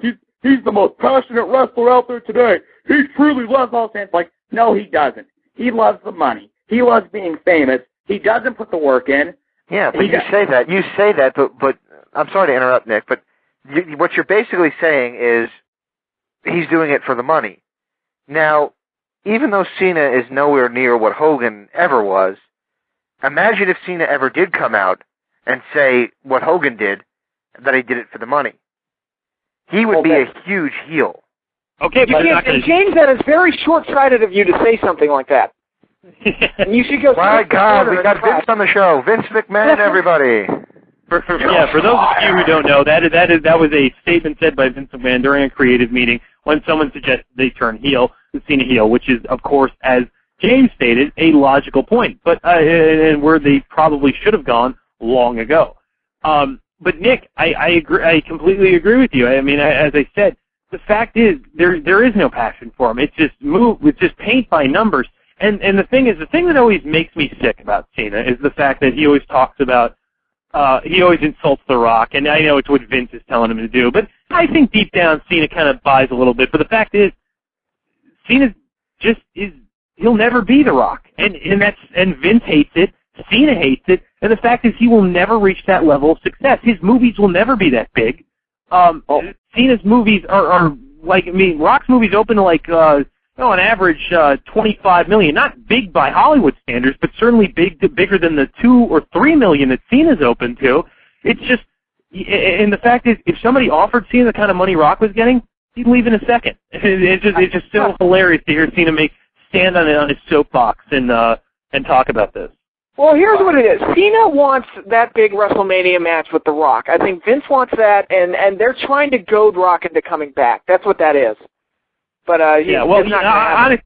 It's not going to happen. Honestly, if you want the one match that you can get out of Rock that people will actually, and I always hate talking about paying to see, I talked about it last week, but the fact is, the one match that that people will want to see is Rock and Michaels. I mean, they talk about Rock and Cena and Hogan and Cena and stuff, but the fact is, really, wrestling fans beyond, I mean, maybe the marks, but really not too much beyond just that bare bottom thing that WWE scraped really cares about Cena. Otherwise, we'd be in a better position. The fact is, I mean, if they do want Rock back, I think Rock and Michaels would be the way to go. But yeah, I agree with you. Vince does want the Rock Cena match. Well, I think I would love to see Rock Cena. Maybe not the match itself, but I'd love to see the build-up because I think Rock would embarrass him. Yeah, I'd love to see Rock smack the shit out of his mouth. Yeah, the promo would be good for the promo. That's about it. No, it'd be good for the Rock promos. It wouldn't be good for the Cena promos. No, but like you said, it would be good to have Rock embarrass Cena because somebody's got to. Yeah. And on that note, I was telling Eric, if we're going to talk about make-believe and planning, I was saying start a Cena DX. No. Absolutely Nick, not. take this one for me. You don't like Andre, Eric kind of told me what your reasoning is. Is it that they're the only two characters that never lose? Is that the reason you think this would be a good feud? Well, no. Originally, we started because me and Eric were talking about, he wants the thing with Cody, but the fact of the matter is you have to put Triple H, you got to put DX, and you don't have to, but Vince is going to put him and Cena. They have to be somehow tied in with the belt. And it'd be something to take them away from the belt where they're still a part of the attraction, but they're not around the belt. And that way you can build. They're not an attraction. John Cena is not an attraction. We'd be drawing the same damn show without John Cena. They're not an attraction. And yeah, maybe it would do good for the belt for them not to be around, not to be around the belt. But you're talking about unfortunately, what the WWE has made these two characters somewhat compelling because they never lose. But it's not in a good way. I mean, people are sick of John Cena. They don't want to see John Cena as champion anymore. They're damn sick and tired of Triple H being on top. So, yeah, I mean, it's like, yeah, okay, you pretty much, it'd be like the end of like a war movie, and at the end of the movie, all you have left are like, let's just say Duke and Cobra Commander, and that they're going to fight. It's like, well, that really wasn't a fight you were going to. That was just a fight that you pretty much killed everybody else off for. Here's the big reason. I mean, why it doesn't work and why it can't work. Because the bottom line is. Before you say that, what about this? What if DX embarrasses McMahon one more time, and the McMahon's sick of DX embarrassing him that he buys? Why? They didn't do it the other day. They teamed up with him. Why would they embarrass him, Andre? No. You have to. This is the problem. No. Listen to me. This is what we need to get down to because this is the Vince McMahon thinking. I bring up something that is a character trait that we've established already, and you ignore it because you want to do something else. The real world doesn't work like that. You have consequences to your actions. So you need to tell me, why would they attack McMahon? They just befriended him, Andre. In your storyline, go ahead. Shawn Michaels just appeared in a fucking kitchen, okay? So right now, they don't have to build anything, okay? That's what I'm saying. Well, congratulations on losing your credibility with the audience. Well, I'm just saying it's what it is. Okay, the bottom line is here's why it can't work. And here's why really nothing with DX can truly work. The characters make no sense. There's no way to fix it. There is absolutely no way to fix it. Shawn Michaels will have a job with Vince McMahon forever. It's like the mafia. I mean, he's the guy who shot Kennedy. Okay, he's in there forever. He's taken care of. Triple H is obviously in there forever, and he's Shawn Michaels' best bud. They are set for life. They control what happens in this company. They are Hogan and Bischoff from WCW. There is absolutely nothing for them to rebel against. Nothing at all. The original DX was about two angry young men, along with Chyna. Now, hold on. Before you continue, how old was Shawn Michaels when you're calling him a young man? He was 30 years old. Maybe 34, but let's. No. He retired when he was 32. He was Did he 31. really? Okay, yeah, you got me there, because I was going to say, you always reference everybody over 30 is old, so. Well, when you're established, I don't have a problem. But, okay, the bottom line is two relatively young men, and I would consider 30 still being able to be, that angry young man type face, rebelling against the systems and the conventions of professional wrestling. They're rebelling against the pretending things aren't as it is. All the kayfabe crap that didn't make sense anymore in the 90s. That's what it was about. But now they are the convention. Hunter Hearst Helmsley is the convention of Monday Night Raw. Can't be beat, can't be upset. Shawn Michaels is the convention of Monday Night Raw.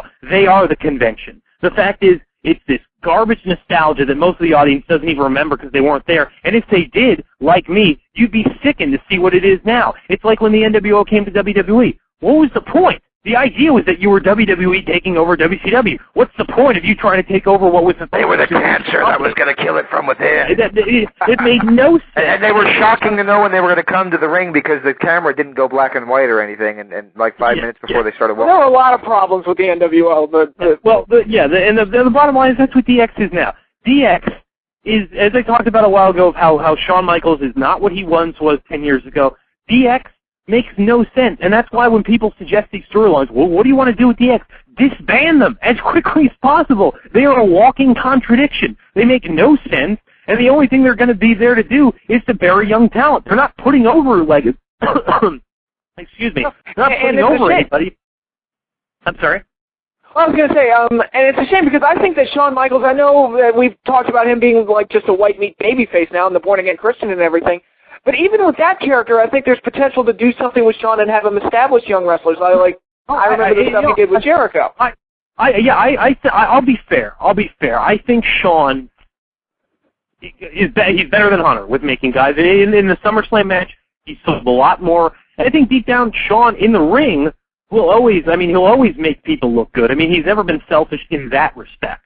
But the fact is, he's with Hunter, and Hunter's not going to do the job. And Shawn, Shawn can be, as we've seen in the 90s, Shawn can be protective of his spot too. So, that's what's going to happen. This serves no purpose other than to have two guys win who win consistently, and quite frankly, it hasn't worked. Triple H hasn't really been compelling since in my opinion, since 2004 in any event. And I think you're being kind. I am being kind. I obviously thought, 99, 2000 was his peak, but I thought in 2004, it wasn't like he was so much better, but the fact that there was else there. So you couldn't really do anything else. There was good stuff when he started first going at it with Orton. That was the last time that there really was sparks of excellence.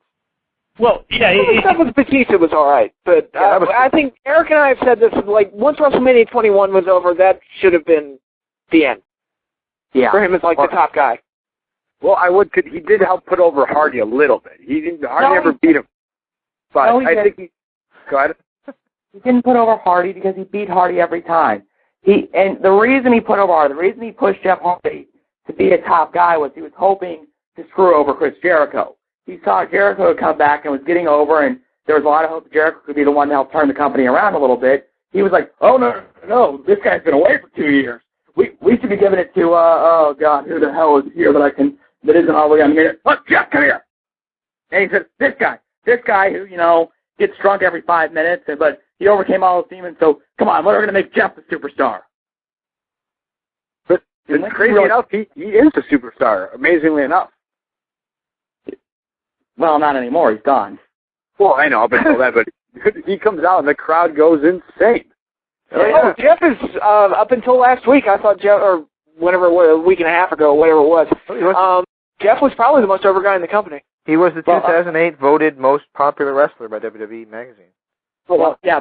It wasn't Cena? No. They didn't fix that poll? No. Wow.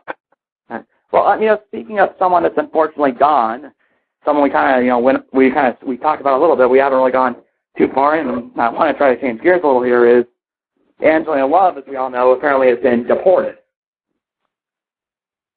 Yeah. All right. Now, can I go on a quick one here, guys? Sure. Now, I've been critical of TNA, and maybe partially rightfully so, and partially not rightfully so, and James, is Eric still on the line? Eric, are you there? Eric is not on the line. Let's see if I can pull him up. Maybe he's calling. Why, is he texting you there? He just texted me, yeah. Oh, he got disconnected. Let me pull him back on. Now let me finish my rant. Eric, you're with us. You there? Eric. Eric?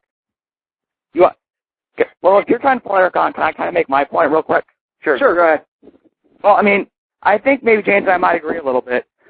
I think to a certain extent, TNA did the right thing because if she cannot legally work in the United States, they can't have her on the roster.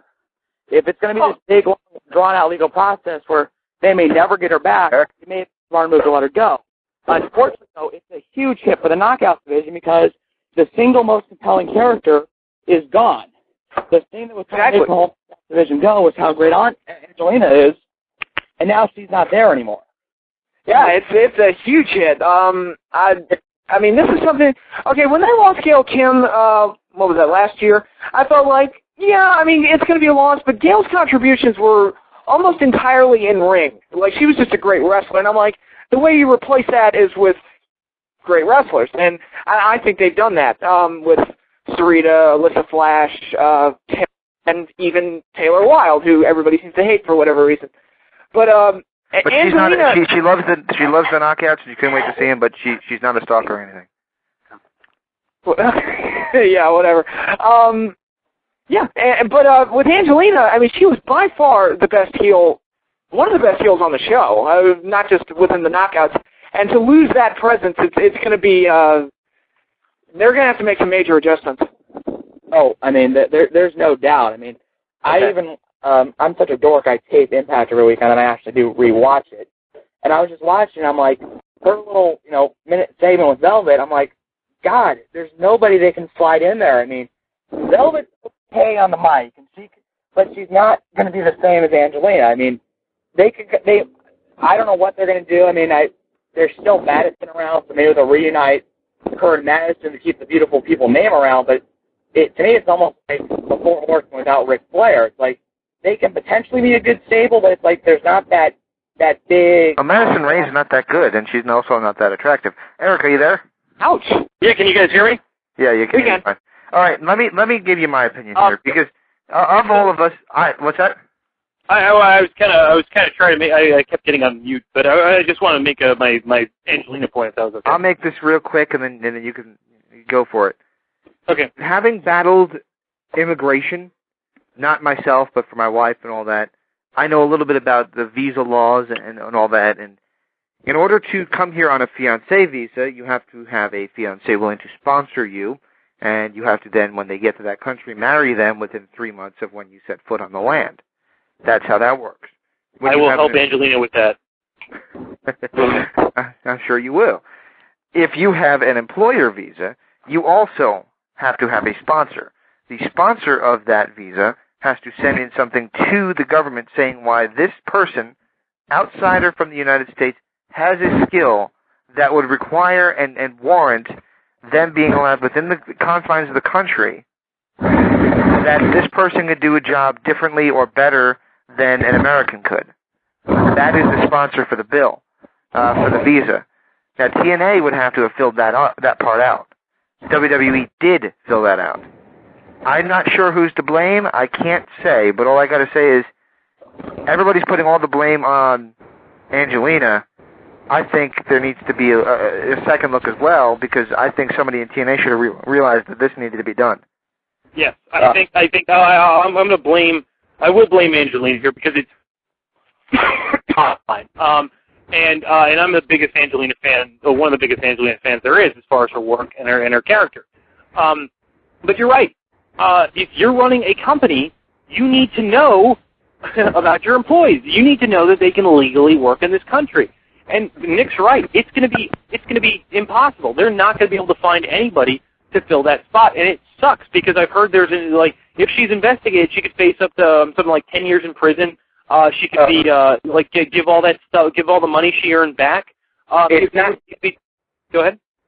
It's not 10 years in prison. It's 10 years barred from entering. I'm sorry, 10 years barred from America. I apologize. I'm sorry. But the fact is, I mean, it's going to be a shame because she's been delightful to watch in so many different ways, and I do mean, but she's been a talented character. She was really. Did we lose Eric again? Oh, shoot. Yeah. Maybe, but just from the argument, you guys are making, I think it's more TNA's fault then, because TNA's got more to lose than Angelina in this whole situation. Well, wait, hold on. Angelina lost. But Angelina loses her whole livelihood if she can't re-enter the country. Well, I think she could. I think her name's still there, and if they start something up in Canada, I mean, she's still got a marketable wrestling name, you know. Yes, but Andres, you got to remember the Indies don't pay that well, and as I stated, she might have to return if there's an investigation that goes further in this. She might have to give back all the money she earned with TNA. I think it's kind of on both people, in my opinion. I think. Yes, Nick. Did we lose Nick? He's building suspense. He is. It's dramatic pause. Are you there? Nope, Nick's gone. Oh, we keep losing everybody. What's going on here? Nick was obviously driving to work on his cell phone, so I think that's probably what happened. Well. I want to... Did we lose Eric again? No, Eric's here. Nick's calling. Hello? Can you guys hear me? Yes, we hear you fine. All right, well, I just want to finish my point. But I also feel it's on Angelina. She, to a certain extent, if it's just me, if I'm working in another country and I'm on a visa, I'm making damn sure that the company knows, to do everything and make sure all my paperwork are filled out. Because God knows the last thing we want to do is be thrown out of the country where you're making your living. Oh, yeah. I'd be inclined to agree, and I don't know. I mean, I don't know who to blame, because I don't know, and I'm not sure that there needs to be anybody to blame, but it sounds to me like the ball was dropped by all parties. It was a group of people carrying a giant bowl, and they all dropped it. That's the bottom line. Yeah, and I'm sure, I bet every foreign wrestler on the TNA roster immediately made sure that everything was in order, but yeah, I guess from all bad comes good. Like, this is an important lesson to learn. Don't screw around with your visas. But you know what's one thing that's kind of weird? I posted a story on the website today, WrestlingEpicenter.com newsline, is that Angelina's advertised for a show in New York. And they actually hyped it as her first post-TNA appearance. So I'm thinking, so either this part of New York somehow in Canada, or she's still pushing the immigration law or something, or it's because of the healthcare system that the blinds of the borders have been blurred. So now apparently Canada and New York can be considered the same part of the same country. If she was working in Maine, that'd be close enough for me. Yeah, I guess so. I don't know. We'll have to wait and see what happens with this, but she should not be taking independent bookings.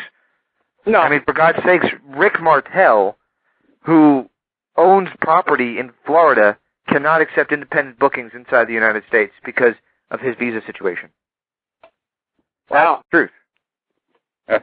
Now, one other story, kind of it's interesting is, I guess trying to stick with an international theme here is, well, real carefully, everybody, you can actually hear Vince McMahon choking the life out of Ring of Honor as we speak, as they now sign Nigel McGuinness. No offense, but it sounds to me like Ring of Honor already wrapped the rope around their own neck, and then they just kind of, said, "Hey, Vince, pull." Yeah. I mean, no, but that's not a raid. That's not. See, when WWE does it, it's not a raid. It's showcasing talent on a grander stage. When WCW does it, that's a raid. Well, I mean, here's the thing, though. Eric, are you there? Yeah, can you hear me? Yeah. Okay. Good. Okay. Yeah, I was sorry, I got cut off. My service went to hell. By the way, normal anti-commercial. Nobody ever buy AT&T anything. Nigel McGuinness. What does everybody think about this? Out of curiosity. Well, I think he's a good talent, and I think, like I said with Danielson, I think he deserves the chance to be showcased on a mainstream product like WWE, and let's see what he's got. Well, were ROH trying to go big? Because if No. Oh, no? They're trying to do what they do. I mean, they're no. Well, that's debatable. This is all up for debate and up for argument's sake. In the opinion of Ring of Honor fans, they already are big. They already are the biggest wrestling company in the world, and unless it happens on Ring of Honor, it's James, that's not fair. I think they all know how big they are. But I would say, and I think everybody would agree, they are the third biggest company in the United States. Would you disagree with that? I would agree with that, but that's not, that's like, I don't know. There you go. I don't think they think it's that big, but here's my thing with the Nigel McGuinness, and I applauded the Bryan Danielson, and I think James is going to hit me on this, and I think a lot of people who accuse, I don't want to be accused of ageism here, but I just want to point out the realities of the situation. Nigel McGuinness is 33. Going into a developmental contract, how long do they stay there? 1, maybe 2 years. Best case scenario, he's 34 when he comes up. Then you know how long WWE... Bottom line is he might be 37, 38, past his normal prime if they ever do want to decide to make him a star. I'm just saying maybe we should aim at the 19, 20-year-old age like baseball does and get him that way. You really love that age thing, don't you? No. I'm not saying he can't be a star. I'm really not. I'm not saying he's not talented. But I'm saying in the issues with people like Batista and guys like that, and obviously Batista might have some other problems, but injury becomes a problem as you get older, and it might be tougher on the schedule. What I'm saying is, if you get them at the age of Randy Orton, and in theory, obviously it didn't work with Orton, train them from that age upwards into your system. In theory, you should be getting guys that can be on top in a prime in like 27, 28, and you've still got about 13, maybe 15 years more of good, great matches out of them and great work. So I'm just looking at it from a pragmatic standpoint. I hope he succeeds. I hope he does well. I hope he brings a good sense of technical wrestling to hopefully SmackDown. But I'm just pointing that out. A lot of people think that Bryan Danielson's 28. I think that's fine. But Nigel's he's older than Jeff Hardy. Danielson's going to have trouble. Danielson's going to have trouble in WWE because Danielson is basically just a giant, a pale-skinned, never-seen-the-sun wrestler from Portland that's kind of a good enough worker, but not much else. That's not fair, James. I think I've never seen him cut a mic, but I think he's really good in the ring as far as the technician goes. Do we know much more about him? No. Do I think we're going to get a CM Punk out of him? No, probably not. Obviously they haven't showcased his mic skills that much. There's probably a reason. But I think he's like Jack Swagger, but a lot better. Well, and not as awkward looking. About both Danielson and McGuinness. I think the bigger problem will be WWE has this way of saying WWE style. They don't really want you to be too technical. They really don't want you to be too innovative. They make a few exceptions with Evan Bourne and Yoshitatsu and to a certain extent CM Punk. So there's a chance. My problem though with Nigel McGuinness is he's pretty damn injury prone. At the beginning of his ROH World Title reign, he suffered a severe concussion. He suffered a some problem with his arm, and that kept him out for months at a time. And then he had a pretty decent ROH World Title reign. What ended his World Title reign, though, was once again he got injured. He's worked when he first came to America, he worked a very European technical style. Then he started getting tours of Noah and Pro Wrestling Noah, and he started working in much harder hitting Puro moves. The problem is his body did not take to that well. His body, to a certain extent, he's really beat up. So my big fear is that with Nigel, can he even make it through FCW? This is a guy who's missed a lot of time, unfortunately. I think if they would have signed him a couple of years ago, before he really made the change over, he could have potentially brought something really interesting. But now my fear is, he's just one hard lariat away from potentially having his arm disintegrate again. Well, that's a great point. That's what I'm trying to bring up in regards to the age thing. That's not going to get easier as he goes on. It's going to exponentially increase based on the toll that the time's going to take on his body, and just as his body. It's not going to break down in your 30s, but you've hit your peak physically. It's going to be tough. It's going to be real tough for him. And as you said, he's got a history of injuries. We've seen that the top guys that they put so much security in, so much safety in, Batista, Edge, used to be Orton, still had injuries. And obviously Batista's just a wreck. The last time he came back, he was healthy for 3 months, and now he's back. Batista's been horrible, and he's not going to get any better for Batista. Nigel, I don't know if it's going to be the same or not, or maybe WWE style might work better for him.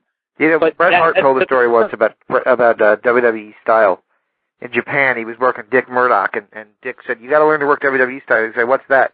Murdoch took him to the ring, and rolled around on the ground, kicking his feet in the air and screaming like a baby. And he said that's New York WWF style. I think, I think I would agree now as far as So Brett picked that up. What I'm saying is like I like when WWE at their seemingly best in the late '90s. I think that kind of stuff can really work. I mean, now it seems like they just take the originality out of you. You know, I mean, if you look at Cena, I mean, there's no way Cena's that bad, but it's just it's a carbon cutout every match. When you said originality, I was reading. I saw on the internet Kip James, whoever his real name is, the character. He did an interview. Yeah, he did an interview on the Miami Herald, and I was reading it, and I think it all goes back to the WWE going from a private to a public company, and maybe that is really what has changed the business completely. No, Nick, can you take care of this because I don't feel like it. Well, because he was saying real quick, he was saying that back then, before it was public, they gave you open mic and you kind of can run with things, as opposed to now there's a public and there's people to answer to. And they're a lot more politically correct and a lot more safer in their moves. No, I would completely disagree with that. And they didn't have open mics in '99 when Triple. You mean when they went public in October '99? I seem to remember a story where they attempted to rape Stephanie McMahon. Was that? Yeah, that was real. What was that? That was when. Remember when after they revealed the wedding, and then on SmackDown. At the end of the show, it was like Billy Gunn and them all had her in the thing, and they were like, and Vince was like trying to stop them. You don't remember that episode? No. Yeah, no, they attempted.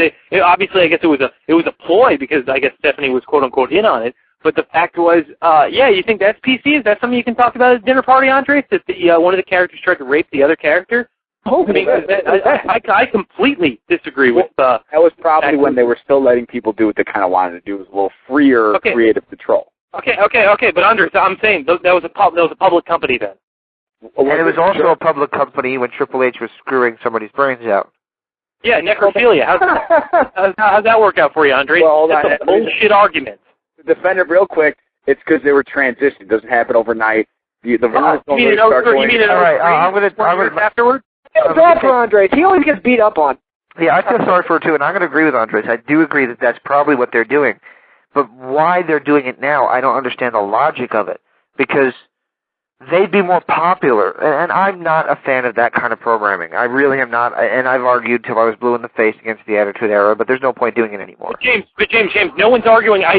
You know that I'm a fan of the Attitude Era, but you know I'm a fan of the more mature storylines. We're not talking about the necrophilia. I'm not talking about Val Venus's penis getting chopped off and that kind of stuff. I'm talking about when the Rock and Stone Cold were nose to nose. When DX and the last of that stuff I consider to be part of the characters more or less compared to the shock value stuff and the Mark Henry transvestite stuff. That's what I think was compelling to people, and that's what we're talking about. No, I don't think anybody really wants him to go back to that time period with Mae Young giving birth to a hand. I think we want the mature style of Nitro and Raw storylines with well-developed characters and more complex storylines is what we're saying here. That would be giving the wrestlers more creative control. Maybe that's what's needed, that they don't have that much creative control into what they say and do. You know what? They said once, somebody once told me that if you swear a lot in an argument, it means that you have a very low vocabulary.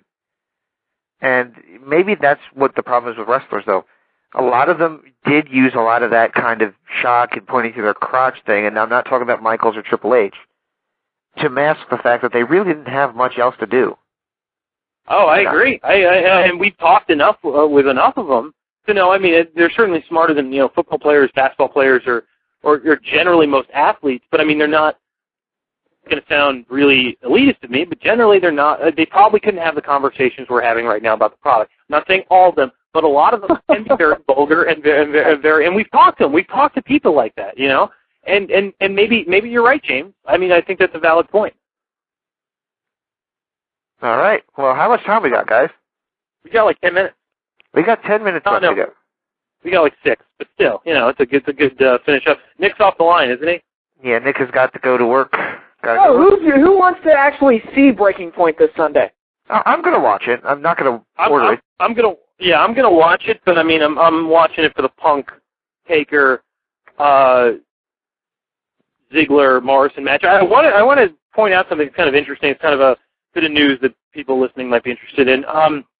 From what I've heard, actually, Taker is apparently going to completely cut back, and we're talking like no more house shows. The Puerto Rico thing apparently was his last house show thing. He's completely cutting back, and he is apparently, we're going to see a much slower Undertaker on Sunday.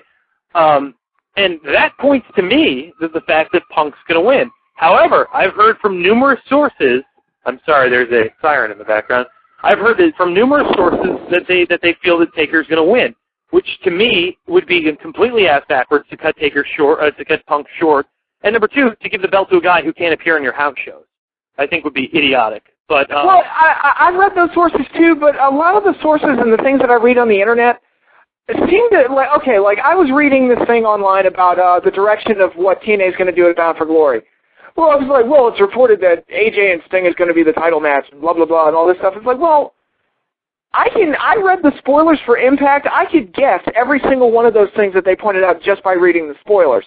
So but I agree with what you're saying, Patrick. The fact that we can all infer, but the fact is, what people are inferring about Undertaker from what they've heard inside the company is completely contrary as to what one would think. You'd think if Undertaker's coming back and cutting back, that okay, let's not give him the belt because CM Punk's the full-timer, CM Punk's the super hot character. Let's use Undertaker to help grow him. Oh, yeah. If Punk loses the title this Sunday, I will be royally pissed. There's no excuse for that. I can't imagine Michael Hayes wanting that to happen. I would see that as being someone else's decision. Yeah, I could see Taker putting somebody over. You could see or couldn't?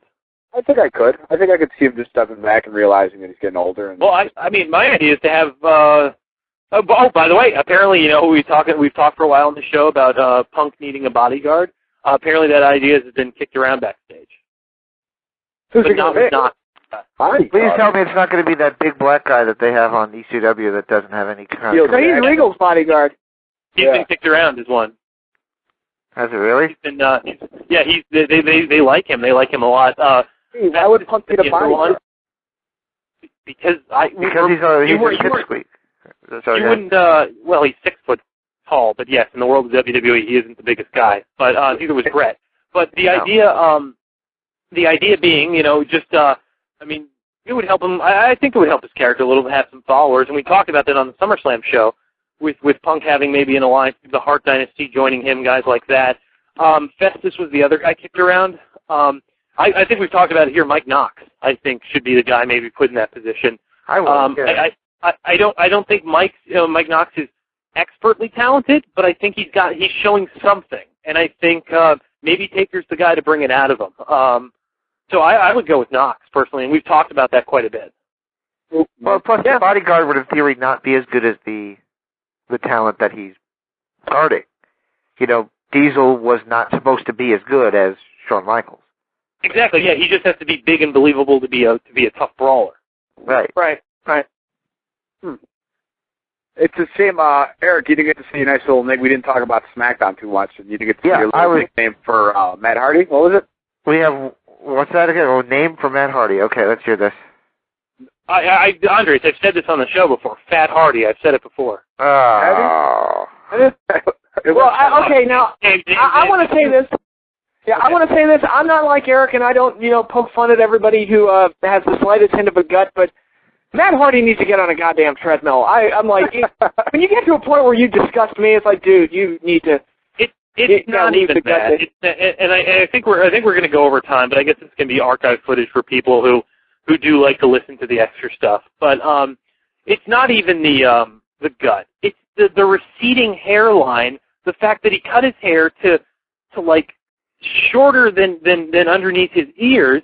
He just looks so stupid. It's incredible. And he comes out with that jacket that looks like he got it at some cheap Halloween costume store. Everything just about him screams second rate. I cannot get into this guy. I'm sorry. Just get in shape. You're a wrestler. But Jeff Hardy said in his farewell speech, he's like, but don't worry, everybody. We still got another Hardy on this show. I'm like, yeah, the crappy one. I thought that was going to turn Matt back heel after hearing that comment. Poor Matt Hardy. Oh, boy. Well, I will say this. Before we go, we've been negative. Well, let's be positive. And no, this is not my Jerry Springer. Let's be good to one another. It is. James told the Jerry Springer at the end. Remember, without Vince McMahon, it's like we're praying to Jesus at the end of every show. Remember, without Vince McMahon, we wouldn't have anything to talk about. And then we're like, oh, you're right, James. And then I'll scream, and Patrick will go, well, I mean, I'll have to agree with both of you so nobody gets offended. And then James will be like, all right, so let's go. But hey, while we're getting some archive stuff, why don't we go out on a positive note by talking a little bit about SmackDown? I thought it was a great show. I was going to say that way. I don't have a lot of time, but it was a really good show. And Oscar, John Morrison. Oscar, the mighty midget from Mexico, he was good. He was good at that match. It's a shame. I'm actually sad to see him go away for a little while, and hopefully not for good. And that match, incredible. I want to say that I want to preface this with I liked the match. I thought it was a real good match, and I enjoyed it.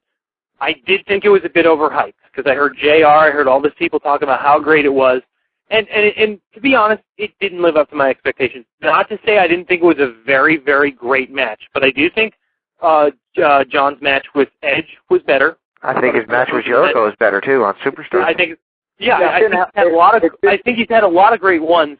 And this one, don't get me wrong. I don't want people to think I didn't like this match because I thought it was great. It was a great match. But I felt at the beginning, and through a lot of the match, Mysterio was doing his moves. But I felt he really missed that fire, and I think he was upset. I felt that his heart wasn't in the match. I felt John was completely into it. He was hitting his moves perfectly. He was connected with the crowd. Everything was going well for him, but I just didn't see the fire in Ray's eyes. It didn't really help that everybody knew. This is the sad part of the match. Yes, I agree. Everybody knew going in. You're like, Morrison's going to win, and that takes an element of the surprise. If that element wasn't there, people would have been talking about that match for a while. Does everybody know that though, or just does the internet know? For the true fans, you figure it out. I mean, you can kind of find it easily. Yeah, I think the reason the match got so much hype, and this is the reason I loved it so much, is that we've been singing John. Pat, before you make your point, I just want to make this real quick, and then we got to get out of here. But I'll let you make your point first. I didn't say that's my problem with SmackDown. That's my problem with SmackDown as a whole is that nothing is going to be a shock on SmackDown because we get the spoilers in advance anyway. I agree. I think. Okay, sorry, go ahead. Okay, yeah, Jack, go ahead. Sorry, go ahead, Pat. Sorry. Oh, well, I was going to say, I think what made the match, for me anyway, is that we've been singing Morrison's praises for God knows how long, and he finally gets a big moment. Like, he's been Intercontinental Champion before, but this feels like this was the first major moment of his career. That is a very good point. I thought that same thing. He celebrated, he enjoyed it like it was his first. And well, I mean, rightfully so. He's been busting his ass. I'm not very happy about the childish insults he'll be flinging on Friday, but I hope they don't hurt him too bad. What does he say? What did we do? Huh? He apparently encourages the crowd to chant at Dolph Ziggler, Mr. Ziggles. I'm like, if that's Vince needs to realize that John Morrison is essentially a rock and roller. He's a rock star. He's got his flown robe. He's got his chiseled looks. He's this badass, heavy, partier, that kind of guy. Okay, these are guys, rock and roll stars. They sing about sex. They sing about partying. They sing about having a great time, just being the epitome of cool. They don't go around and call people Mr. Ziggles. Okay, I think he's fed that line. Well, clearly. Oh yeah, it doesn't matter if he said it though. He's the one who said it. Which doesn't make sense because they build them up and then they're going to bring them right back down with this promo work. It sucks that they're going to have him that's his character. I mean, his ring. It's going to end up being like Shawn Michaels '96, where his character is just being tooled to hell as far as how lame he's been. But his ring performances, people are going to go, oh, okay, at least he's got that. But the fact is, Vince, I don't think understands. Maybe it's Hayes, maybe it's whoever's doing that needs to understand what this guy is. He's John Morrison, he's Axl Rose, he's Jim Morrison, he's Robert Plant. They're not gonna, he's got to have a bit of an edge to him. I understand you're doing a kids show, but you don't have to have him, calling people fuck faces but you can't have him calling people something that they'd call him on Sesame Street, and that really sounds like a monster character they'd have on Sesame Street. Yeah, it does. It does. Well, look at this. No, we go into this all the time. You can be mature and still be PG, and we mention Pixar all the time. Pixar does it with almost every single one of their movies. Hey, speaking of names, I mean, Star Wars is essentially, except for the final one, is a PG movie. Darth Vader is still a scary ass motherfucker. He still blows up a planet. He murders numerous people with chokes, and it's still okay for families. You still want to bang the chick in the gold bikini. Yeah, exactly. There you go. But I mean, Morrison doesn't have to be watered down. And they always do this. They did it to Cena. They managed not to do it to guys like Rock and Austin because it was the Attitude Era. But Vince will inevitably, when they turn face, will water them down. And Kevin Nash talked about this in the interview I saw. Vince deep down believes that every person needs to be that white meat American flag waving babyface. He has to be smiling and happy. And John Morrison should be cool. He shouldn't be smiling all the time like Rocky Maivia. He should have his aviator shades on, his coat out. He should be rocking and rolling, kicking everybody's ass in that ring. And they need to understand more about what that character is and what he's all about. And I think on the microphone thus far, except for that exchange with Edge, they haven't got it. Well, I'll tell you what, I'm going to leave you with this, but if anybody should get that rock and roller gimmick, it should be Michael Hayes because he was doing it 25 years ago. Exactly. All right. Well, I think for next week we'll be back, and hopefully we'll have D'Lo Brown with us live on the air. Did he ever call you back? He did not call me back, but we were supposed to call him, and I didn't want to bother him. So we'll call him tomorrow. Okay. I think this was a good show, guys. I think so, too. We always have good shows. We're fucking awesome. We are. No, we're still getting callers calling in right now, but I don't want to pull them on. So. Well, we could get good or bad callers. Who knows? Yeah. We've had plenty of bad callers. We had one good one tonight. We did. Where did we? What are some bad callers? Just for our DVD extra section of the archive. The worst one that I ever picked up was I think we were doing the SummerSlam show and somebody called in and was like, "Oh, I was just here to listen." Then hung up. Oh yeah. That proves though that that wasn't the worst though. I mean, some people do that to just listen up on the things. That's not bad, but it does prove that we have female listeners. Yes. No, who was the one that called into one of our interviews and just? I think we were interviewing Candace and this redneck called in. It was like, Candace, what's your opinion of John Cena? I'm like, what the hell? I can't imagine them liking our discussions too much if they're like that. What, the rednecks? Or the idiots? Not even rednecks, because I have a redneck friend or two that are actually intelligent, but just people that don't have all the marbles. Yeah. But what we swear a lot, and the swearing is funny, so that should keep them entertained. I do. People love us because there's one thing teenagers love: it's swearing and violence and hating everything. Oh my God! He just said the F word. That's pretty fucking funny right there. You do. If you have violence and swearing, they will watch whatever you have. Only if it's violent towards the women. Number one at the box office. Aaron, when I get to that, I read the Bret Hart book over my vacation a week ago, and stories like that reminded me of like the book with Owen Hart, and I can just picture Owen Hart calling in, pretending to be a character when the wrestler's doing like a talk show. Yeah, Mick talks about in his book. It's really funny, just Owen pranking people and just actually being really funny most of his things. I've heard about that too, actually. You should listen to a conversation. For those who haven't, listen to my Sam Houston interview. He tells a hysterical story about him and Kurt Hennig getting high in a hotel room. And Sam was asked to order the pizza that night. And Kurt Hennig was trying to wash his gear in the sink in the bathroom. And Sam Houston called up and railed on the person who was delivering the pizza. And then Sam thought... And then he thought to himself, wait a minute, I just said that I was Kurt Hennig. I lied to people about who I am and railed on them, the people who are going to be preparing my food. Yeah. I'm not going to eat this. And apparently he found out that the people hocked loogies and he didn't eat any of the pizza. So, I mean, that's just, Sam was one of those guys. If you haven't heard that interview, there's a lot of really good stories in there, so go ahead and listen to it. Anyway, guys, I got to get out of here. Okay. But we'll be back next week. We will. Okay. See you next week. See you next week, everybody. Have a good night. Bye-bye. Thanks, guys. Hello.